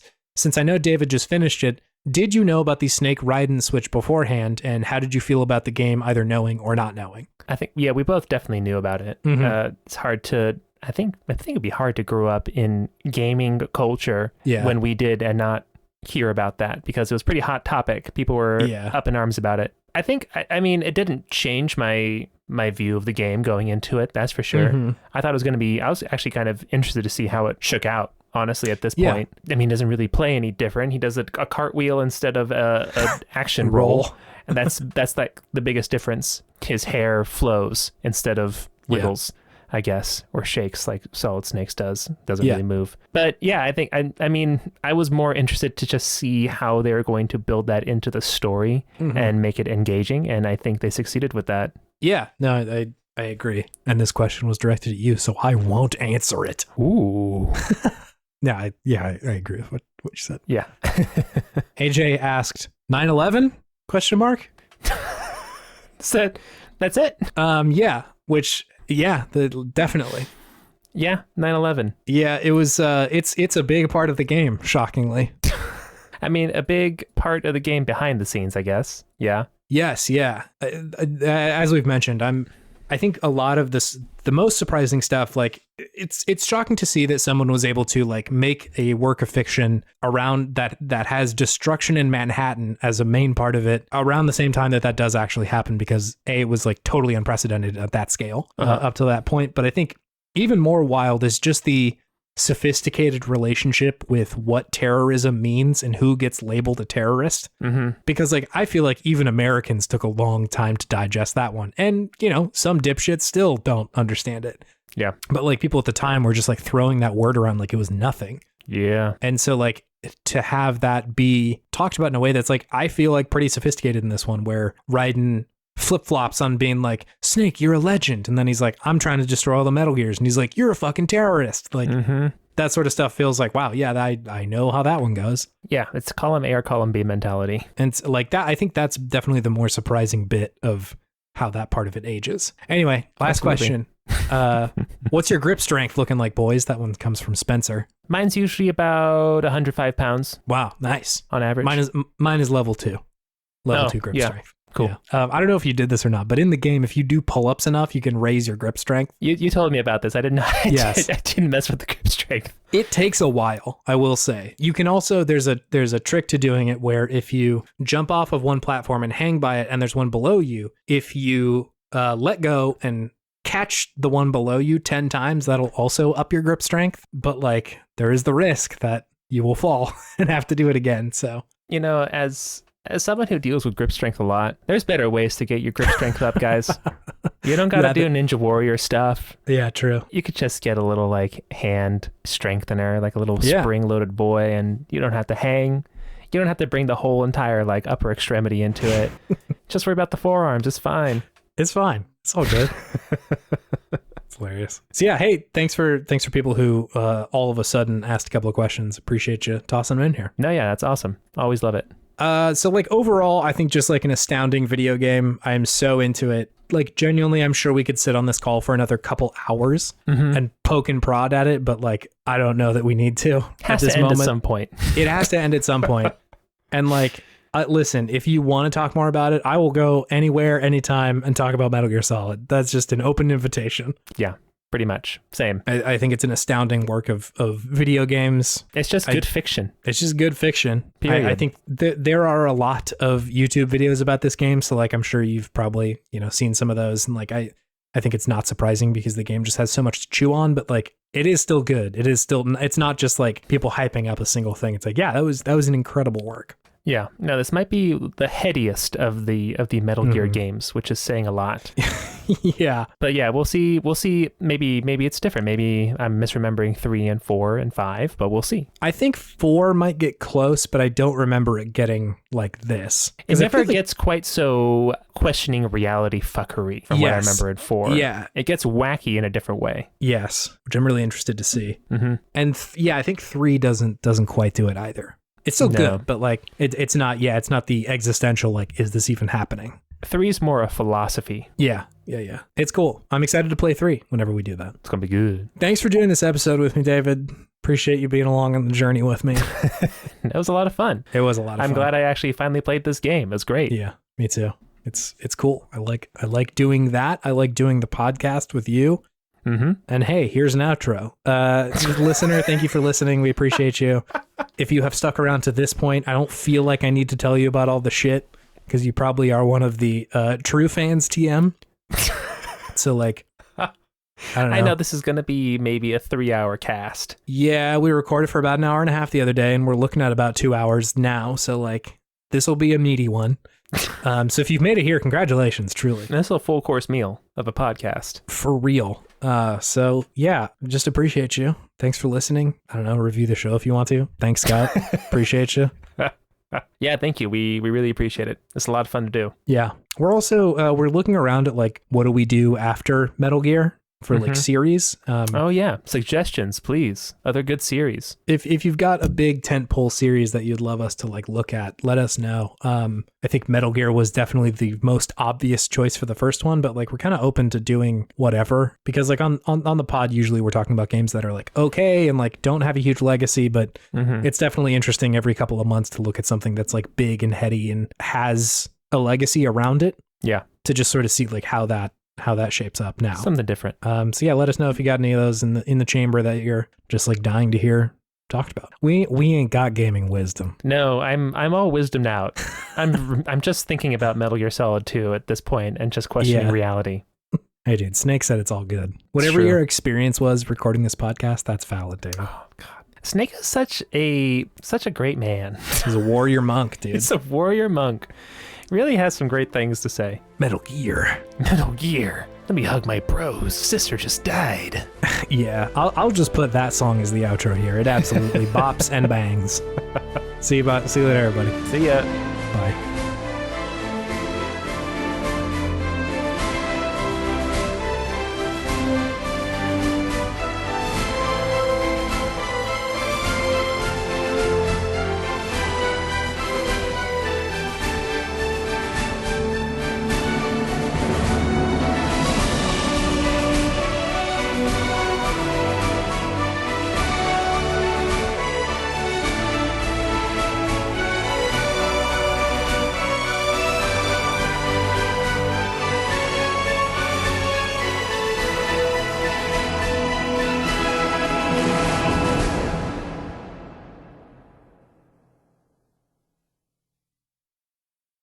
Video game Podtimism. Welcome to the show. Goodbye.